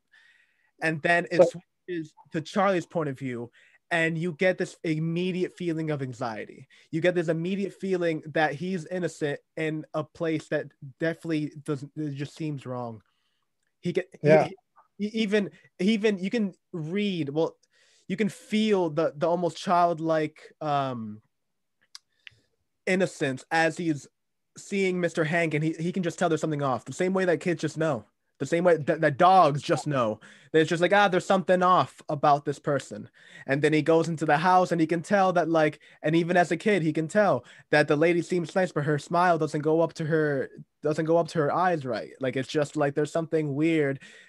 I actually have a quote that's similar to in my book, where like that he's looking at which is the reason I put the whole time skip in I put the whole time skip, because I'm obsessed with the idea that you can feel so differently about a subject within years. Yeah. And the character is looking at him and being like, I never noticed before how his smile never goes to his ears right. Like, it smiles like a wolf does when you meet it in the wilds. It's of peril, not of kindness, no? And I immediately got that essence when I read that line of just like, that this is not a good situation. And then the twist at the end, I don't want to give away at the end of the chapter, and then it's a reaffirmation, and it's just and I'm also in because I'm about to start chapter 3, and then immediately goes back to the detective, and you're getting more into the information. And it's also the environmental thing, because that the environment, that as you said, the mud is clay. That the if it rains too much, bye evidence. That it's 360. Man, I want to say 7. I'm usually pretty good with numbers. 367 square acres of land. He has a crew of, I think, 30 something cops. Yeah. So murder investigations 36 normally. 36. I'm sorry. So it's mathematical fact that with the time given and the storm rolling, every it's actually a hint that you said before with the deep of the mind and the other character, that every chapter you put in something to make it seem like he maybe has that thing, because in each not only chapter but in each paragraph you see that incoming mist getting thicker and thicker, and you just understand it, and you understand that the environment is going to start pouring, and if it does that, by evidence, and then you realize that that's the 100% intended by whoever did that, and that it immediately puts you into the mind that whoever this motherfucker is not a dummy, that he did this shit pretty purposely. He was found by a person with a metal detector. Well, I guess kind of spoiler with that. And it was found 2 feet in the ground, which gives you the another immediate thing that this person did it. Well, I can't say not giving a fuck, but with the intention of being found, because it's difficult. Have you ever tried digging in hard ground, especially clay? I mean, loamy soil, you take a shovel, you shove it in. It's hard work, but if you've got clay soil, it's really freaking hard to dig. And imagine trying to dig a proper grave 8 feet, 10 feet down. It's hard work, and the amount of time it would take, especially in an exposed public setting, to dig a proper hole for even a child's body, you need so much time unimpeded. I mean, if I stood in the middle of one of London's parks with a shovel, someone's going to call the police if they see me. So I need it to be wet. I need it to be dark. I need it to be miserable. I don't have time to dig a 6 feet deep proper hole and bury a body where nobody's going to find it. I mean, 2 feet still quite a lot to manage before you get spotted. Now, that bit of Hackney Marshes, as you said, 300 odd acres, it's quite big, it's quite desolate. All the places I include in the book, I do site visits. So I will go out, I will take my camera, I'll make notes on what's going on. I'll sit for an hour, sometimes 2, and see who goes past, why, what the level's like, as if I were actually intending to commit a murder. I'm not, please don't arrest me. But I will work out, is it feasible? And one of the things I realized is you could not possibly bury a body in Hackney Marshes 6 feet down. You couldn't do it properly. So I wanted to work out how much could you dig in, say, an hour of uninterrupted time, and realistically, you couldn't go much deeper than 2 feet, which would leave a body at a relatively low level of cover. So I needed to use the weather to sort of help me along there. And when I was writing it, it was one really snap winter where everything was covered in a bit of ice. It was quite nice actually, but it meant there were very few people out and about. Whereas normally in winter, London is quite hustle and bustly. But as soon as it gets to quite cold, we British people are rubbish with anything other than moderate weather. We're used to like 10, 12 degrees, lots of rain, grey, miserable. That's us.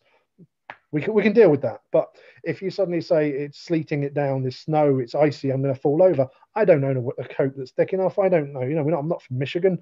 We're not going to survive in a cold winter. Canadians, that'd be fine. But go to Hackney in the middle of a really cold winter, nobody's about. But equally, try digging a clay soil with an icy layer, even harder. So you've got to try and put that bits of realism in there. And you said about having all the different perspectives. And obviously, I want to convey that there are a lot of people who work on a murder on the police side, but I also want to make sure that they are up against a fair bad guy. The bad guy is acting within the laws of physics and isn't doing something that's just wholly unrealistic. So I want to start with those facts to make sure that the bad guy is committing something in a realistic way, and then have the right number of police detectives investigating in the right way at the right time, following the law, following procedure. And it's really difficult because you don't want to put in the perspectives of dozens and dozens of different junior officers. So trying to sort of amalgamate that into 3 or 4 detectives who relay all of that stuff. So you've got to do it in a succinct way that doesn't waste everyone's time, but at the same time you want to convey depth, and so that's quite a difficult balancing act. I'm sure other people will do it differently, and it's really complicated. You need so many people. You might bring on a psychiatrist. In Cleaver Square there's an interview of a child, which I don't know if you've got to yet, but when you police interview children here, they have to follow what's called the Achieving Best Evidence guidelines, and those are rules about what you can and can't say to a child. And children, you don't have to lead them, basically. You can't put the idea into their head and tell them what they think, because otherwise the child will just parrot it back to you. Children are very, very easy to get them to say what you want to say. And so getting the child perspective right is really difficult. So if you read Charlie, you might notice if you take the whole book and put it into Word and then run the Fletcher Kincaid analysis to work out what the age reading level is, you'll notice the chapters in Charlie's perspective are written to a Kincaid Fletcher level, I think 6 or 7. I've used shorter sentences, simpler vocabulary in order to convey that he's childlike. And then, of course, you've got the flip side that you're suddenly Morton, and you get back to normal adult written to a sort of undergraduate standard where it's assumed you've got some intellect. And then occasionally we'll go very up register and throw in the experts that analyze tooth DNA or look at bug evidence, or a psychiatrist analyzing microexpressions. And so we'll mix it up. We've got a complete difference there. And then I will try and add in things like accents to personify all the people. So we've got tech guy Brody who does all of the sci-fi, the science bit that is a proxy for basically the entire IT department. You know how you can't put in all the IT guys that the police would have because they've got hundreds of them. They're hardworking, but they get absolutely no thanks. So I get to have one ridiculous Irish Scotsman with a ridiculously thick accent who can convey everything while being a bit, rude to a detective who's much older than him and not necessarily very good with tech. I do say I do love how you put accents in the, I can't remember the officer's name. It's the female one. She brings the coffee in the beginning. Oh, What Tina was her Vaughan. name? What was her name? Tina. Tina Tina. Vaughan. Yeah, Yeah. Vaughn. That is, yeah, that's what Morton calls her. Yeah, I just, and again, it's I said it before, but I love the nuances in writing, and I love being able to tell that the person did do the research, and just little things like that. When he gets the coffee and he spits it out and he goes like, oh yeah, he definitely must have got at a petrol station before coming here. That's, is that black slime, the thing. Little things like that are what to me, I will bring you into a story. There's a lot of times I'll read like high fantasy, just in the podcast, there'll be people that send me their works and I'll read through it. And there's a lot of times that I'll go out and look for other people's other things, and I'll read some high fantasy from some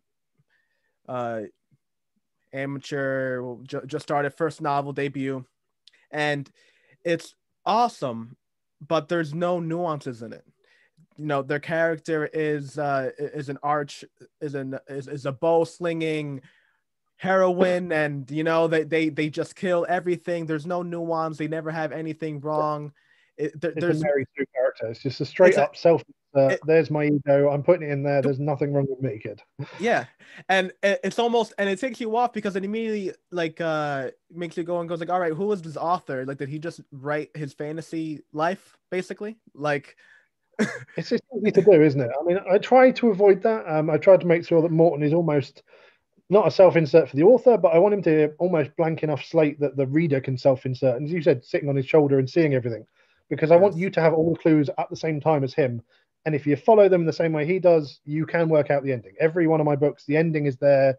You can see it from the off if you're smart enough. And some of them, if you look at the titles and the opening line, quite often you can work out quite a long way to going towards the end of it, which, it's quite interesting, but not many people do realize. I mean, there are a lot of things hidden. And I like the golden age theory that the reader should be able to play along, that it's a mystery they can solve. Because if it's a mystery you can't solve, those get on my nerves. I hate the ones where you read the whole book and the only way you can work out who the killer is because they gave you some information they withheld until 2 chapters from the end, especially if there's no good reason. Like, for me, the biggest sin for a crime writer to commit is coincidence, that something just happens to be there at the right time, right at the end. Something that if you'd had that information 200 pages ago, there'd be no story. They finally process the DNA evidence that they sent off. It comes back a week later, but in the interim, we've gone around the houses looking at every theory. And you're just like, well, what was the point? If you just waited for the DNA, we could have all taken a week off, saved 300 pages in 5 hours of my life. Yep. And I don't want people to come away disappointed at the end. I want people to be like, yep, I beat the author, or no, I didn't, or I'm going to try again. I'll read the next one. And sometimes if you get someone who takes notes and works it all out, that's awesome. Like, my hands are tied. You've got a complex of cult bungalows, basically. And so if you were writing down, you could write down all of the characters and where they live in the 8 different bungalows that are in a 3x3 grid with a barn in the middle. So you could work out some of the physics of it. I mean, it's all realistic, apart from the fact that there isn't actually a farm in Putney. That one, I had to fictionalize the property a bit, because some of the stuff I will take something that's quite real and then fictionalize it just enough that I don't get sued. For that one, did a lot of research into cults and abnormal organizations with controlling practices, people who I can't name for legal reasons because they're quite litigious. But you can imagine how you want to sort of steal from real life, but also not get sued or murdered. Yep. Quite a difficult balancing act there. No, I definitely know what you're talking about there. I definitely, if we're consider the same form foundation, I've definitely referenced that type of overarching tentacle influence in a lot of in a lot of my works, and very specifically, actually, one I would say probably my 5th or 6th book down in like the projected line is Yeah. a series called Banshee Cannot Die, which is going to be a sci-fi noir. It's going to be like a detective, and what it is, it's the exact same thing. A detective that's pretty decent, and he gets called into office into to the boss's office one day, and his boss doesn't even tell him. He's like, yeah, it's like, you're calling. You're like, I just told you because the people below you couldn't handle this information, but I'm not even talking to you. You're talking to my boss. And he gets sent to that boss, and he gets basically another line up to his boss. And then that guy tells him, like, all right, there's this pirate going around. The bitch just stole this crazy like governmental like a spaceship. It's like, imagine someone stealing the Blackbird from the US government in like 1970. So he was like, yeah, she just stole the Leviathan too. Just went from, like, 100 most wanted to number 1.1.1, 100%, circle, underline, bold. And you are going to be like and your track record's decent with like finding type of people, you're going to go ahead and do it. And he has like no idea. And he's like, all right, throw it into it. And I 100% influenced by Poe. Detective DuPont is the detective's name.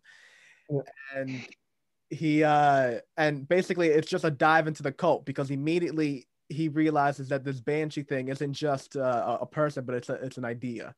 And people are very I can't, what's the word, they're very pious to this idea of the Banshee, and that's the reason that's for the name Banshee Cannot Die. That is the core belief of almost every person, and he's realizing that it's a poor community. So that whole thing is, it's the people that's been ostracized, because it's in a future where the whole idea of a middle class has been eviscerated completely. It's high and low. And Okay, saying about automation earlier, hollowing out the middle and just leaving exactly. what's left. Exactly. And that's exactly what happens, that everything gets automated, especially with just the advancement of technology, and finally getting in communication with alien neighbors, well, foreign neighbors, because they don't become alien anymore when you know them. But eventually you just, all this development and communication now, and communication and technology not only eviscerates the middle, but it even segregates the rich, because then there's the rich on Earth, and then there's the rich on the colonies, which is a higher level of rich, and it's just a high. It just leaves a lot of people fucked over, basically, and then those people fucked over. Yeah, and then the people that get fucked over are the people that end up becoming this cult thing. So it's interesting that I'm gonna have to read that one a little bit, because yeah, it's a really cool. I mean, just that concept of studying a cult. I mean, that's the reason Netflix is so popular right now. It's really fundamental about the psychology of a cult that you can sort of apply to your concept as well. Like for cults, there's in groups and there's out groups. So they'll have practices that are designed to further entrench that the people will have their own terminology, they'll have their own rituals, things that make them feel like they're special, that they're on the inside and everyone else is on the outside. And their way of admitting members could be quite hierarchical. They might recruit people by using love bombing, which is where you give someone loads of attention and you withdraw it, and the psychological impact of that is that they want more and they come back, and you can manipulate people that way. You've got cults where they've not fed people properly, because malnourished people are easy to manipulate. There's a technique called flirty fishing that's quite interesting, which is where women in a cult are sent to bring in men by sexual means. So you've got different recruitment methods. You've got different ways of keeping people in the cult. You've got cults where people are asked to spill all their secrets, so that if they try to leave, they can't, because they're blackmailed into staying. We've got that Claude Ranieri's cult, NXIVM, that one where they ask the women to share nude photos themselves, and therefore, if they left, their photos would be splashed all over the internet. Different ways of controlling people by coercion, blackmail. It's all about manipulation and control, and it's usually a charismatic leader, almost always a man, as it turns out, in charge, who is taking advantage of that. And it's such a thin line between a cult and a religion. And so there's a famous line, I can't remember who said it now, that a religion is a cult where the founder is dead. Yep. And that's just got so much truth to it. That these practices, I mean, if you said it's a religion, you implied something that's old and miraculous and it's been around thousands of years. And then something that gets invented right now and in 20 years' time could be the religion of the future. Yeah. and belief systems are quite interesting, and how you can use those hierarchies to further your interests, how you can prefer to give business to the people that are in your religious affiliation or deny business to people that are not, and you can use that to further your religion's goals. You can use tithing, to take something very pious and force people to give money to the church. I mean, in the US, you've got those mega churches that we don't have over here, really, but I mean, they seem unbelievably strange. You've got Pull pastors who in, have like yeah, private jets and things, haven't you? the rock stars. Yeah, I mean, that's just not a thing here, but it sounds fascinating. Yeah, Joe Olsen bought the Atlanta Falcons old stadium, and that's Wow. where he does his sermons now. A stadium that's 60,000 people every Sunday, all paying at least $100 a ticket. I mean, and being live streamed. He has like a dedicated followers on just about every social media platform. Books. I mean, my mom has like 9 of his books. It's just. I'm in the wrong business. If anyone wants a new religious movement, it's called Seanism. Yep. And basically, PayPal $100 to me every month, and I will send you an email telling you to go fuck yourself because it's stupid. Well, that's androids do androids dream of electric sheep is the Mercerism, that whole religion. Yeah, Pastafarians. Yeah, Mortonism might as well be it. Mortonism, I like that. I like that. Mortonism. If you want to be a Mortonite, then all you've got to do is buy all of the books and then tell me how great they are.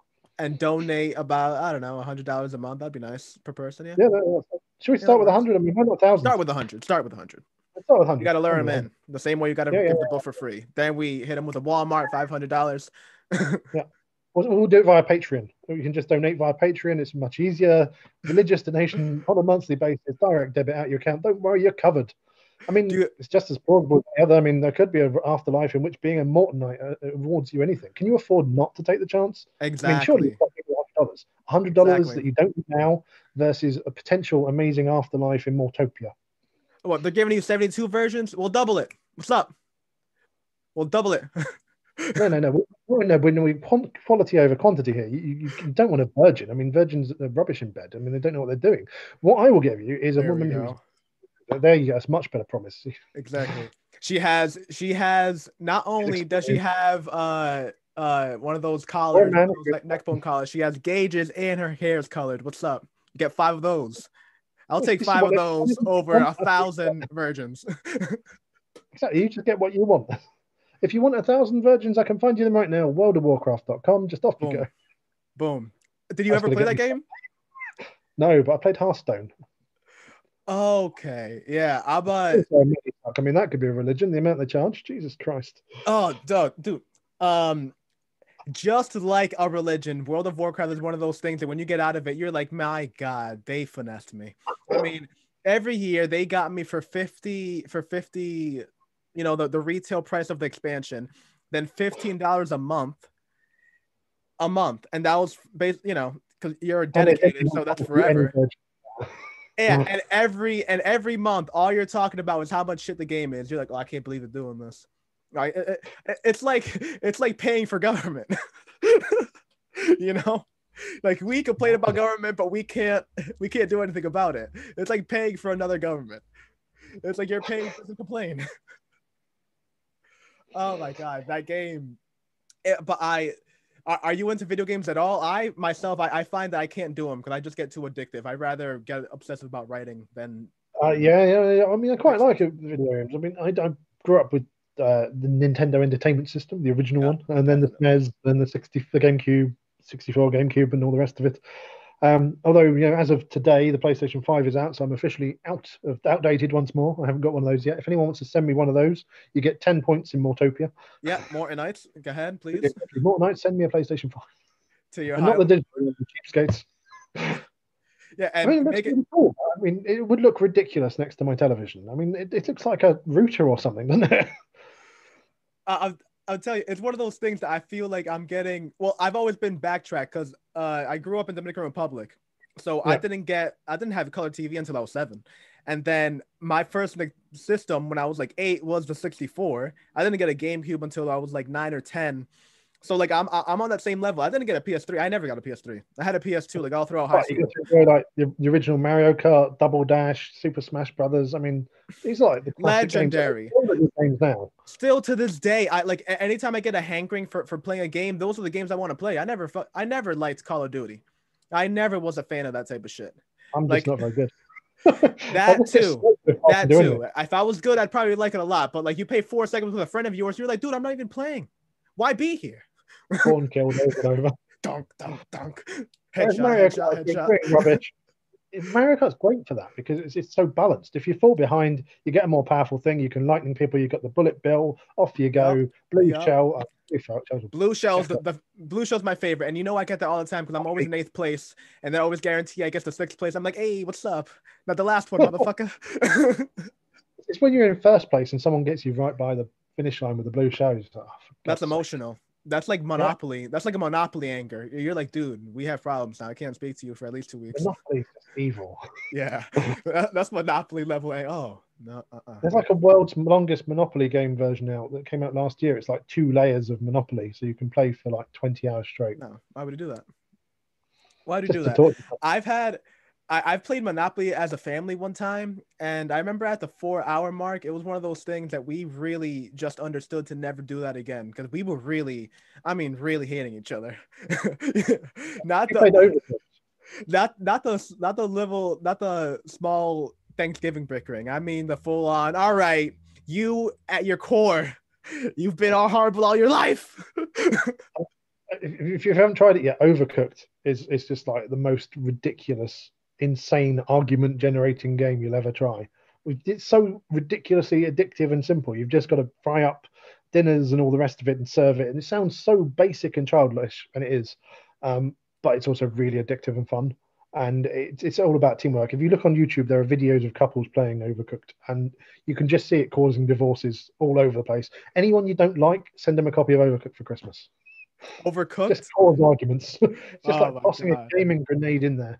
Or, send Animal Crossing to children. I mean, that's a good one to cause arguments. They've got to share an island. Jesus. Who came up with that rubbish? If you really hate somebody from college, you send their kid like a Tickle Me Elmo type of toy. You know what I mean? That's one of those things that like you think like that it's just great for the kid for the first 2 days. You see their eyes like lighting up. It's like, oh man, he really likes it. Day 4, hi, Tickle Me Elmo, Tickle Me Elmo. This year's version of Tickle Me Elmo is Flossie the Sassimal, which is a sassy flamingo. Is that real? Dances with its neck going round and round and repeats what it is. Yeah. It's this year's like must-have thing in the UK. I don't know why. Or it might not be. Maybe I'm making it up and they're going to have to pay me a royalty for selling a load of these things. But they're like 15 quid and they're stupid and we're sending one to every little child we know because they're so annoying. And in lockdown, it'd be great just to wind the parents up. Don't tell them. I hope they don't see this podcast. But I mean, it's the best thing since Ship Your Enemies Glitter or those Reddit classics. I mean, that was fun. Oh, the Shipping glitter one. That's that. I remember that. That was a fun. Yeah, that was a fun like month. Yeah. I mean, there's that, and then there was Ship Your Enemies Dildo, Spring Loaded Dildo. I mean, that's another one. I think this year's fun one in the box from your short story instead of the middle finger, the separated. Okay. That would be amusing. I think we should give everyone remote controlled smart lights and then just subtly change the color just a little bit. So if they're on half lighting and they want nice bright white lights for their office, just make it a little bit yellow, just a little bit more every day, and to see how long it takes them to notice. So that's a fun wind up. Yeah, that's and then just turn them onto a complete disco, so you get ridiculous lights. That's like the office thing. I that's easily one of my favorite office bits where like Jim put a quarter in his phone every day so that he got acclimated to like the weight of the phone, and then like to the point that like the phone like got like a couple pounds in it, and then one day he just took it all off. He goes to answer the phone and smacks the shit out of himself with his own phone. God, those are the type of pranks that you just gotta. Really good story would be if you're on weight loss and you while you're losing weight, you put on a fat vest, and for every pound you lost, you put a pound of water into the fat vest, and you just stayed at what like 300 pounds the whole way through your weight loss journey, and then after a year you took the vest off. Can you imagine how light you'd feel? I mean, that would be insane. That'd be like a great YouTube series.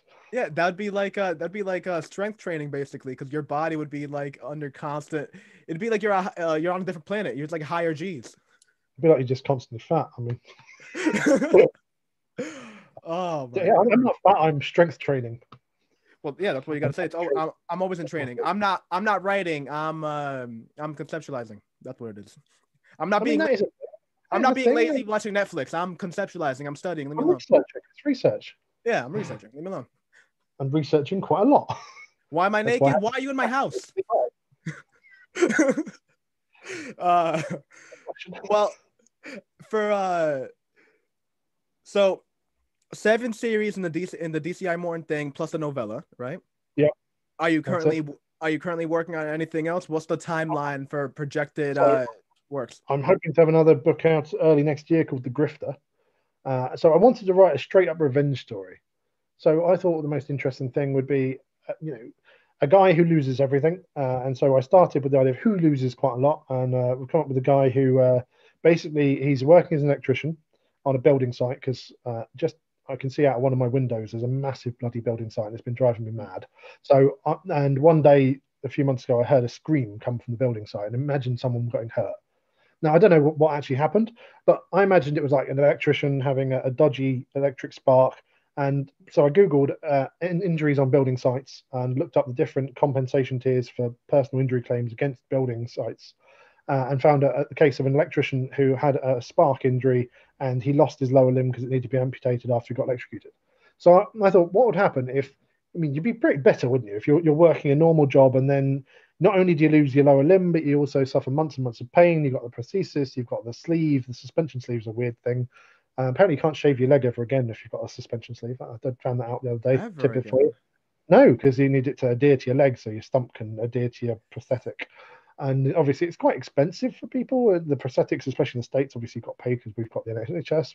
But imagine you do that and then you get a massive payout because you bring a personal injury claim because we're getting to be American style litigious over here. It's great, and you get a massive pile of cash out of it because they've got to pay you off for the work you're never going to do for the rest of your life.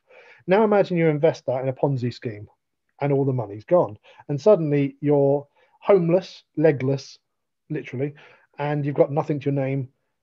You're going to hate someone. You're going to be pretty bitter, aren't you? Everybody, And so not now someone. imagine being that Everything. guy and you want to get revenge. And what's more deadly than a murderer who is homeless? Because you'd never expect it. We walk past homeless people begging on the streets all day. If one of them was a murderer, you would never ever know. You mean you could be a perfect meandering murderer just wandering around killing people homeless, and the police ain't going to catch you very easily. So I'm currently trying the phase where I paint myself into a corner, coming up with these really clever murders, and then I flip and have to pretend to be Morton in order to try and investigate it and work out how we catch this guy. And then I tweak the stories on both sides until it all works and it's interesting and the whole thing links back together. So at the moment, I mean, in the conceptualization phase, also known as the sitting on my ass watching Netflix and pretending I'm doing Yeah. stuff phase, which will probably last until about Christmas, and maybe I'll do some more writing properly in the new year. Um, so for this one, I want to have the protagonist who's lost everything and the victim who screwed him over, and I want to start it from both their perspectives and how they're differently acting. So you've got a guy who's stealing loads of money in a Ponzi scheme and making shitload, and he's got everything, and he's got everything to lose. And then you've got the guy who's already lost everything, who's trying to get it back. And so it's almost like a seesaw. So what I've done to come up with a plot for this one is I've taken Maslow's hierarchy of needs and I've broken that down into finite things that make up all of the different tiers in Maslow's hierarchy. And so we're going to see the homeless protagonist gain the levels and slowly be built back up while the victim is built back down. And I want to show how there are things much worse than death. It's going to be the complete psychological destruction of a human being by a homeless person while he gets everything back. And you can read that next year and see how it's done. So this Hell yeah. is the worst crime you could commit. And it may not even be a crime. Who knows? I mean, I'll let you know when I've written it. Plug the title one more time. The Grifter. The Grifter. I can Pick send you the that cover. The cover's been designed for that one by a guy called Stuart Back, who is Stephen King's cover designer. So it's pretty cool. It's on my website if you want to have a look at it. So Yeah. DCIMorton.com, you'll see the whole lot that's there. Let's do that. Let's do a little The website's a bit rubbish because I'm currently rejigging things, but you can see that's on the homepage. Okay. So we have the DCI Morton Crime thriller box set. Yeah, so that's the 3 thrillers, and I'm going to do a mystery one that goes with it as an alternative. This is the So that one I am about to fix up. As you'll notice, the covers are currently being redone. You've got these nice new ones, Dead on Demand. There's got one by Nick Castle, which I'm quite happy with. yeah. I actually have So, I have that right here too. yeah. So I quite like that cover. And then if you go over to my website very quickly, you'll see that it's all the covers with the blurbs, the bylinks, the samples, everything you might need. Okay, let me hop that up. What is the website? DCIMorton.com.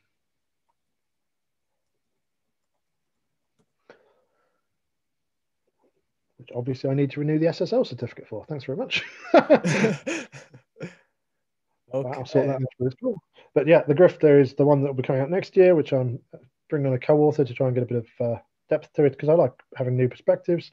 But you can see you've got your victim in the foreground with this prosthetic leg and the con merchant in the background, and that's Canary Wharf, where I actually used to live there, and that's from roughly the perspective of Greenwich. So you can see all the bits. God, that is a beautiful cover.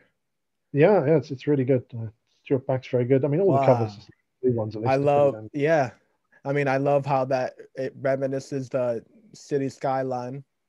Yeah, the killer. And we've got the little target there as well that I think is quite. Yeah, and quite the target and like the whole bullseye. Just yeah, wow. Yeah, I'm hoping I can do that justice because it should be fun. But there's a lot of work to be done. But I'll get there, and I think the concept's strong enough to work. Should be fun to do a standalone. And obviously, Man, My Hands Are Tied is the one that just came out. They're also available in Spanish, audio, etc. I need to do some work on the website. But, yeah, right here, short story, Christmas Can Be Murder. Yeah, that one's going to be going free on December 4th, and My Hands Are Tied is the newest one. Yeah, and you've got Cleaver Square. Yeah, there's the full shebang. Yeah, you can see the sort of progression and evolution of the book covers as well if you look, because you can see the bottom row, those are the ones that are going to be redone over the coming months, and then I will redo Cleaver Square and Missing Persons again to match at some point. I actually really like Cleaver Square. I like Cleaver Square as well. That one's quite good, but I want them to match, unfortunately, so that'll be the last one I'll redo. But at some point, I want to have the whole lot side by side. Well, you know what? I think it'd be kind of cool. You know what? Let me also show the Instagram and Twitter and whatnot too. I mean, Twitter, which I never use anymore, but there we go.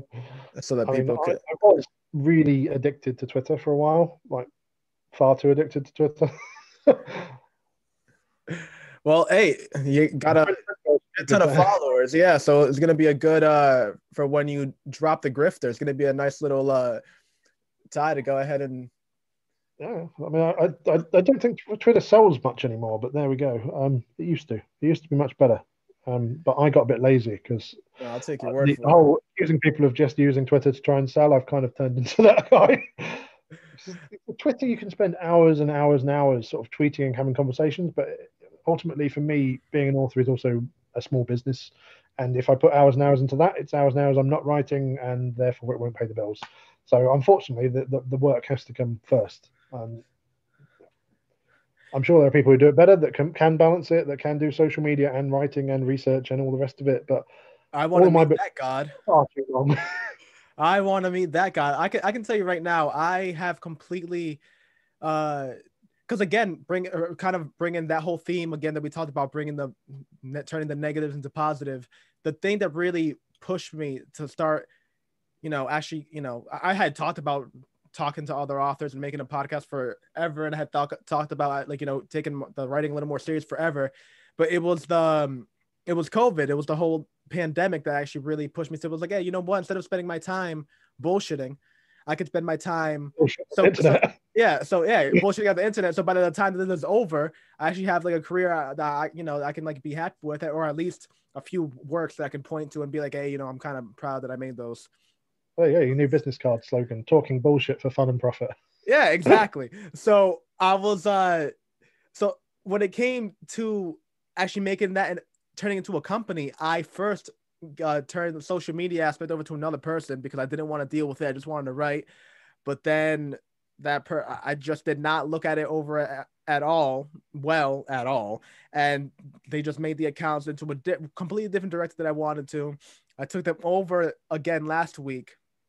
And now I'm in jail on like basically all accounts because the activity seems like different. And it's like, yeah, but I'm doing the job now. Now I'm doing the job. And of course, now I don't have enough time for writing. So you have like that constant, like almost like writer anxiety, paranoia of like, yeah, It's I should. being all things all times. You've got to be the Yeah. publisher, you've got to be the marketing expert, you've got to be the writer, and you've got to do it all at the same time. And there are only so many hours in the day, and you've got to make it worthwhile because there's no point having 10 books out if nobody's reading them. But at the same time, if you've got 10 books out, you want people to, you need to spend the time on the business. But if you spend the business time, you're not going to be writing, and it's balancing all that. I mean, you And can spend personal hours. time. Yeah. And Because yeah, exactly. I mean, if it's a business, it needs to add up. And it's very difficult to make it add up because you need enormous volume and it's getting enormous. harder. Yeah. Yeah.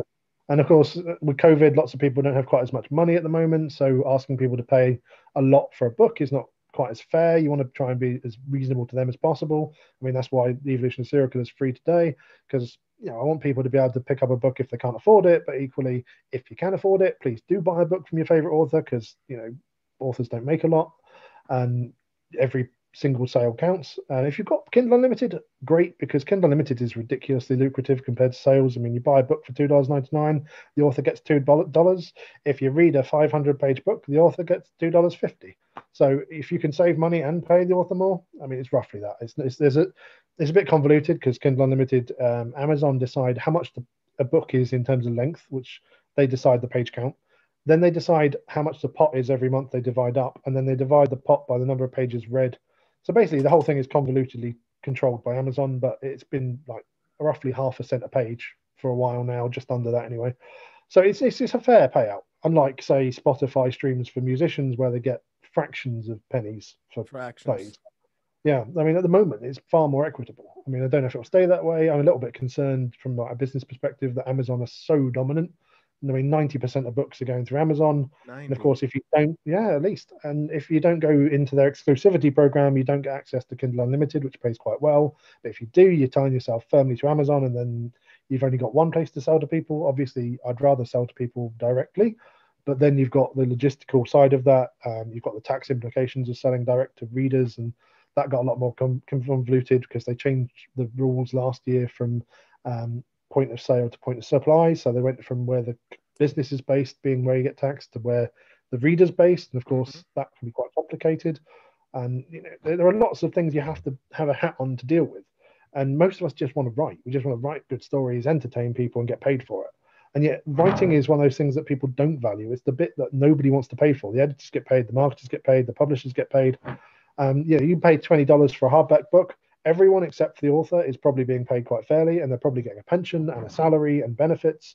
And the author is the only one who's expected to spend years doing the work on spec without any expectation of getting paid. And then they probably get screwed, no matter which route they choose. They're probably not earning as much as they should. And yet, if you look at the best-selling authors, like yourself, highly educated, highly intelligent, would earn an awful lot more doing something else. So it's quite difficult to sort of square that circle. As I found in my experience that you either earn an awful lot because you're in the top 100, which is when you sell a shed load of books, or you earn very little if you're just outside it. The difference between being 100,000 store and being 1,000 store is exponential. And once you end up in the telephone ranks, sort of rankings, it's quite hard to build it back, and it's very up and down. It's not the even keel, it's not an even paycheck, and so every penny that an author can bring in and every reader you can reach. I mean, you can be very businesslike about it. You can talk about cost of acquisition, lifetime value, how much do you spend to advertise to get one reader in, how much do they generate in revenue. And so if your CPA is less than your lifetime value, LTV is higher, then you make money. If it's lower, you don't. And of course, there are a lot of amateurs who are writing books, and those people are willing to do whatever it takes to be famous. And their goal is not to make money, and that you're competing with them as well, because if you're trying to pay the bills because you working for as an author full time, you've suddenly got so many different things to think about, and it's a lot of work. My God, I mean, you've hit on so many nails that I've talked about in previous episodes. I have to say that the whole thing with Kindle and Amazon, well, you have to be almost grateful because I mean it works out even better for a person like you that got it right before the wave was about to crest and just was able to ride that wave into the growth that it is now.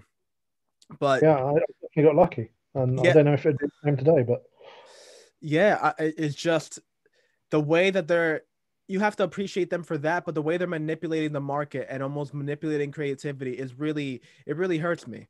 I'm a huge fan of writing, and I believe Cleaver Square is what, 257 pages, if I'm correct. the print version is 456. What the hell was I It's reading? just over 80,000 words. But Amazon decide what the page count is on the e-Kindle. Oh, okay, yeah, because It's not reflective of the print version. okay, yeah, that makes sense because it was I read something around 200 something, and that's around where mine is, and immediately makes me think it's like, well, that means that if I'm completely analytical and treat this in a business sense, that means that I have to tailor my books to, be 200,000 when I have a Yeah, good following in order to be completely profitable in this whole scheme that they're making. I just don't think yeah. that's And fair. people like longer books, but you can't really justify it with a price premium. Like if you go on the Kindle store and look at the top 100, people pay $2.99 whether it's 50,000 words or 150,000 words. And obviously, the production costs for a longer book are exponentially higher because you're going to spend more months writing it, but also you're going to spend many months more editing it. And editors that are good quality are not cheap. Um, you know, a good editor is worth their weight in gold, but at the same time, that's potentially thousands of dollars out of pocket to do a developmental edit and then a line edit and then the proofreading. Then you got the typesetting. Then you probably want to proofread it again to make sure you got no new errors. And of course, you might want to do revisions because people, when you sell thousands of copies, will find errors that you didn't find the first time. Because even the best editors won't find all of them. There will be lingering errors. Then there'll be, as we said earlier, differences across the common language where people are like, yeah, what's a trainer? It's so you can spend a lot of time on the refining end of things, the polish, and yet the polish doesn't get paid for because the price point is so low. And people want to pay 99p, but they want to get the same quality as if they paid 20 quid for a hardback from Lee Child. And it's that sort of logic gap. If you want quality, you're going to have to pay a bit more for it. I mean, I did toy with the idea of releasing two versions of a book, one being a 99p version or a $1.99 version that is my finished manuscript, pretty good, but I'm not paying thousands on it. And then like a premium $9.99, £6.99 sort of price point for an edited version. But of course, people expect to get the better version for the lower price point. So it's interesting because you expect to get a really good, high quality, perfectly edited book that's beautifully typeset, but the cost of having 3 or 4 levels of editing and still missing stuff. I mean, you could spend quite a lot of money and decent cover art, again, not cheap. Typesetting, not cheap. Logo stuff, web hosting, domain names, mailing lists, business insurance, all of the stuff that goes on behind the scenes. Someone has to pay for it. And I know I'm getting really boring because I'm going about money No, again, but no, boring. No, money, this is money enables art. I mean, art doesn't happen if in a vacuum, and yeah, people need no. to be These spent. this is exactly what I want to talk about. Is that I feel like even other people that talk about this, they just want to talk about the frosting. We got to talk about the cracked eggs they go into Yeah, this. The amount of times you got to throw shit away, the amount of burnt, crusted edges that you got to scissor away and try to hammer out. I mean, I'm going through it. You're much more developed into it, which is why I just find all of this so phenomenally interesting, and why I think that I was so excited for this episode. Is that same. I'm going through it. I mean, I'm right now, as you're saying these things, I'm going through the whole thing of realizing that the $100 that I spent for the 2 covers off Fiverr isn't gonna cut it, and I'm gonna have to go ahead and spend a decent amount of money to go ahead and make a good cover that's gonna cut it. And I can't even be mad at anyone else but myself. I should have known immediately. Fiverr's a bit dangerous because I mean I know people that have hired off Fiverr, and there are covers that just get pinched from concepts from other people. I mean, it's intellectual property theft is problematic when you hire cheap, and then you hire twice, and then you might get sued, and you don't really want to be involved in any of that. And for a decent sci-fi cover, chances are you want something that's hand illustrated. I mean, that's not cheap. I mean, you're looking at $1,000, $1,500 for someone to do that well. Someone who's got experience doing hand illustrated book covers, and of course, you need to pass that on in the form of a higher price point or more units sold. And is it justified from a business perspective? Maybe, maybe not. Is it justified from a this is my baby, I want to put a decent cover on it perspective? Absolutely. Absolutely. And it's that Yeah, balance and to show. yeah, and I'm 100% going through that. The podcast just recently got sponsored this week. I have to go to become an affiliate. You have to have a website. Now I have to have now I got to go buy a website, have a domain, have all that running. In order to have the website, I have to have like all these proper links and have all these like things. And now the whole idea of a merch store comes in, and it wasn't even something you considered before. And now you're thinking it's like, oh, well, I mean, we could do merch, and like, it's just like the whole, it's like, again, it's the whole meat. You need to get the Yeah. logo and the on point, and everything is front loaded. All the costs are up front. I mean, you Yeah. spend all your money on book covers, paying for your editing. Writing it is if you value your time even at like a reasonable paltry amount, and say you spent a year on it, you might say that's $50,000 worth of your time. So you throw $50,000 worth of your time at it, you throw a few $1,000s in editing it, a few $1,000s in cover art and all the rest of it. That's a lot of sunk cost that may not ever pay off. And then if you want to make a career out of that, you've got to keep doing it over and over and over again. I mean, at this point, I've spent 8 years as an author, almost full time, and my office hours are 8 a.m. through to 5 p.m. and I'm usually at my office desk doing something like that. I mean, some of it will be responding to emails, some of it's like managing pay-per-click ads, sometimes it's editing, sometimes it's research, which is a bit more fun. I mean, there are definitely bits of it that are enjoyable, and talking about books is great, but there's a lot of hard work that goes with it as well. I mean, it's not all this like beautiful sunny, I'm going to become an author, swan off to the south of France and sit on a riverfront and just type on a keyboard and peck out the bestseller. Because people would sometimes think you just like start at the start and finish at the end, and you just write a story. Just tell a story. It won't take long. And it does. There's so much that goes into it, and you need so many little ideas to make all of the characters sing, to make the locations come across as real, the fact check. I mean, if you want to hire in people to check that you've done the legal procedure right, to have a detective read over your stuff, I mean, these are things that cost money. I mean, you might hire someone to check the science behind your sci-fi. You might hire someone to critique the philosophy behind it to try and strengthen it. You might hire someone to manage a book group. I mean, it's lots of little bits you can do. But again, it's just so much extra work that detracts from the fact you should be writing. My God, I mean, you're singing Yep. my song, It's just, it's unreal, especially when you factor in like a day job and into everything, and just Yep. the thing that hurts the most about well, hurts is a little much of a big of a word, but I think the most thing that's emotionally draining of a regular like 9 to 5 job is not just the aspect that you're doing there for 9 to 5, but it's just it comes up with a lot more than just 40 hours, right? Yep. Because you Mental now, baggage. yeah, Travel you time. now, yeah, you now have to go to sleep earlier in order to be awake for, whatever. You can't get sloppy drunk on a Monday because you have to make sure you're decently alert for Tuesday morning. You have, there are certain things that are just like your entire thing just becomes a lot more just like filtered. Basically, you still live like Yep. your regular life, and you can still, it's like, oh well, like people, like you still have time to write and all those things, but it's like when you get down to it, when you shave everything off, it's like you have basically 2 available hours, Yep. and those 2 hours, your idea isn't like, all right, let me sit down and fucking work. Your idea is like, I just want to sit down. I just want to Yeah. You just want to veg out in front of the yeah, television, eat. I don't even know what's on TV. I just want to like look at it and just Well, I not suspect think. there's lots of people who found COVID's quite good for writing because they've suddenly got time that they didn't have before. Well, yeah. I'm seeing it's split that loads of amateurs are finding they've got time because they're furloughed or whatever. And then all the professional writers I know are finding it really tough because it's taken away the little bit of socialization, and they can't go and do the research. They can't go and interview people. Like, I mean, last year I did an interview with someone who was talking about vertopsies and how you can do virtual autopsies by taking slices with MRI, CTI, Yeah. and we can do a non-destructive autopsy. So you can do little research like that. You might do an interview there. You might talk to a psychiatrist. You might talk to a lawyer. You might talk to a police officer. You might talk to a homeless person. And in COVID times, in lockdown, all of that gets exponentially more difficult because you end up in your internet bubble, because all the social networks are very good at showing you stuff you already know, to talk to your friends, to talk to people that are like you, and trying to get out of that, to talk to people that are not in your bubble, in your sphere, in your experience.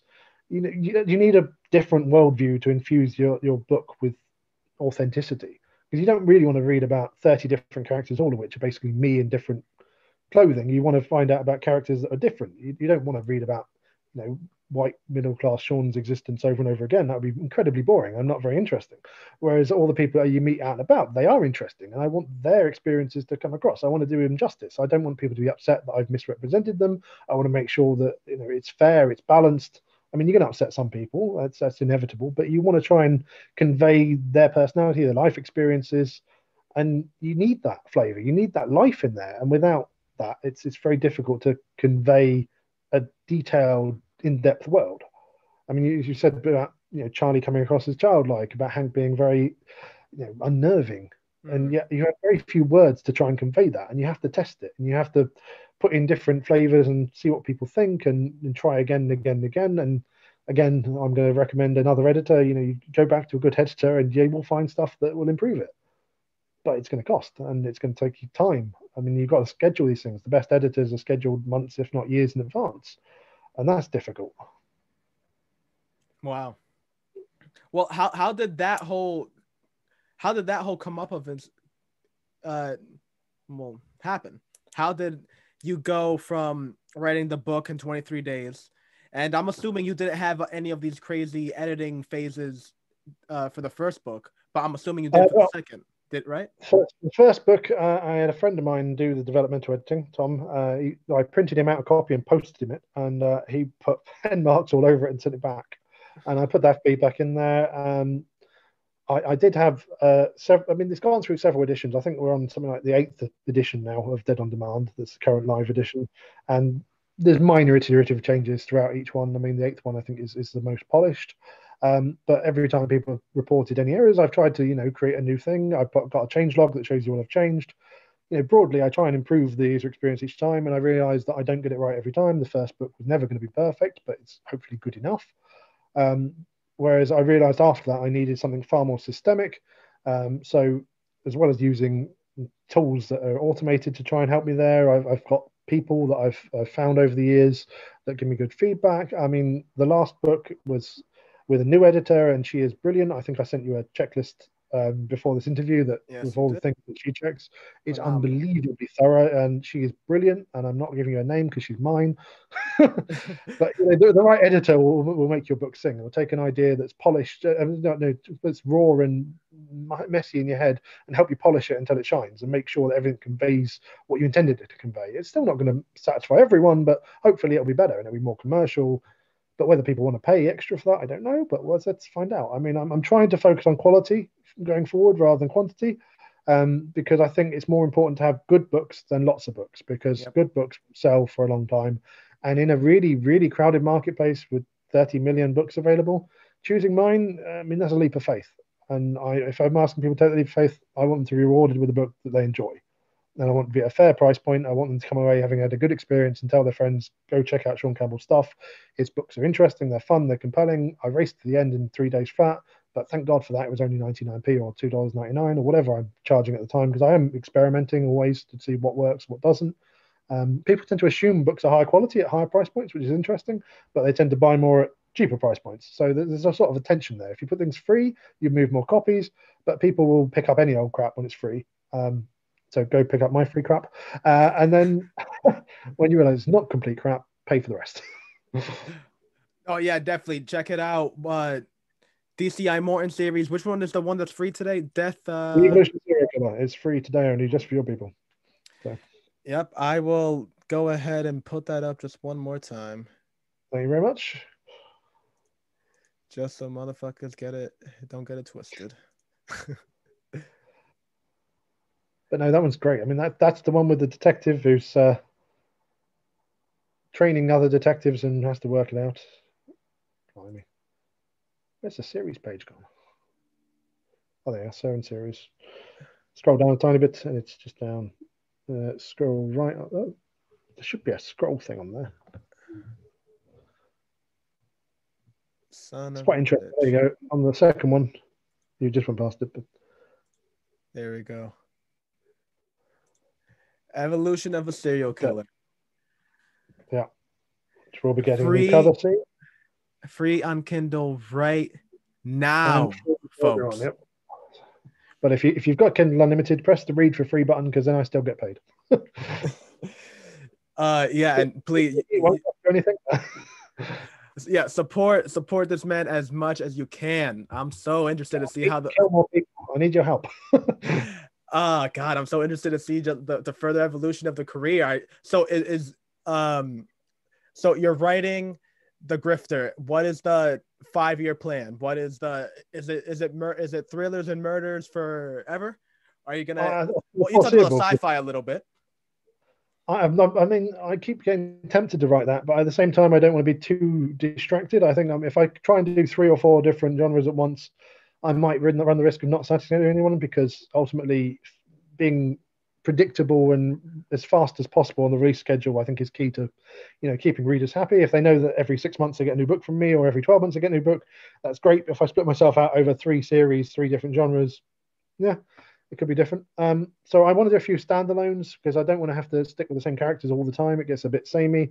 So I want the chance to introduce some new characters. I've got a couple of really good ones coming.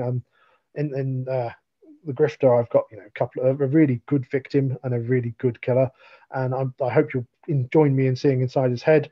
After that, I'd like to do some more murder mysteries, but I need to think of ways to kill people. I mean, it's quite hard.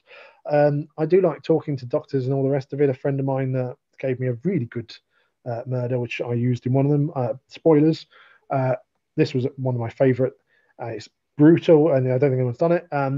The guy, the victim, is knocked out, metal ball bearings put inside him, and then they take him to a hospital and leave him at the perimeter of the CCTV, where nurses take him inside and they say he's had a head injury.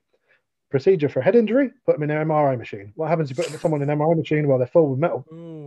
There you go. That's the reaction we're looking for. Absolutely brutal. Murdered by doctor. Murder assisted by a doctor. Never been done before. That one's quite good. So some books I burned through 6 or 7 of those sort of ideas. So you need an awful lot of them. And coming up with a brand new forensically accurate murder every time is really, really hard. So if you've got any ideas, please send me them.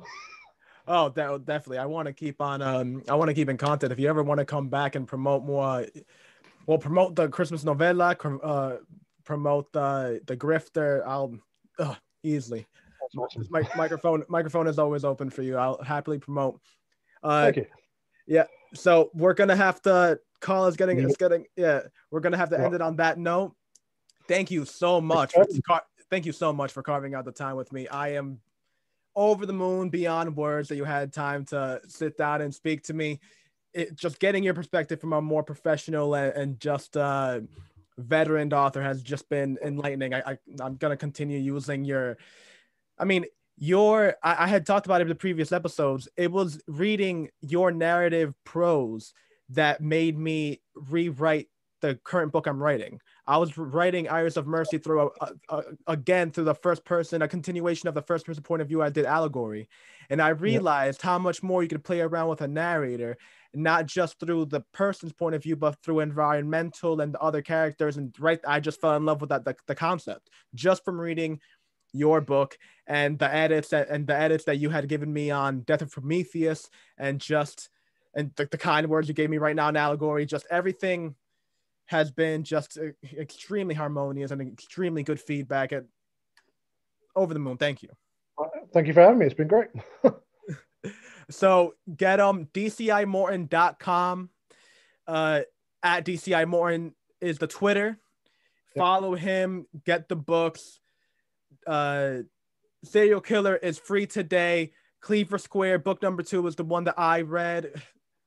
Couldn't recommend it more. Just the writing is phenomenal so far. I can't wait to finish to the end of it. Definitely gonna leave a nice little review. And the Grifter coming next year. Pick up the box sets. It's been a pleasure. Thank you again. Have a good day. Have a good one. This is the A.R.'s podcast. Check back with us next week. Later.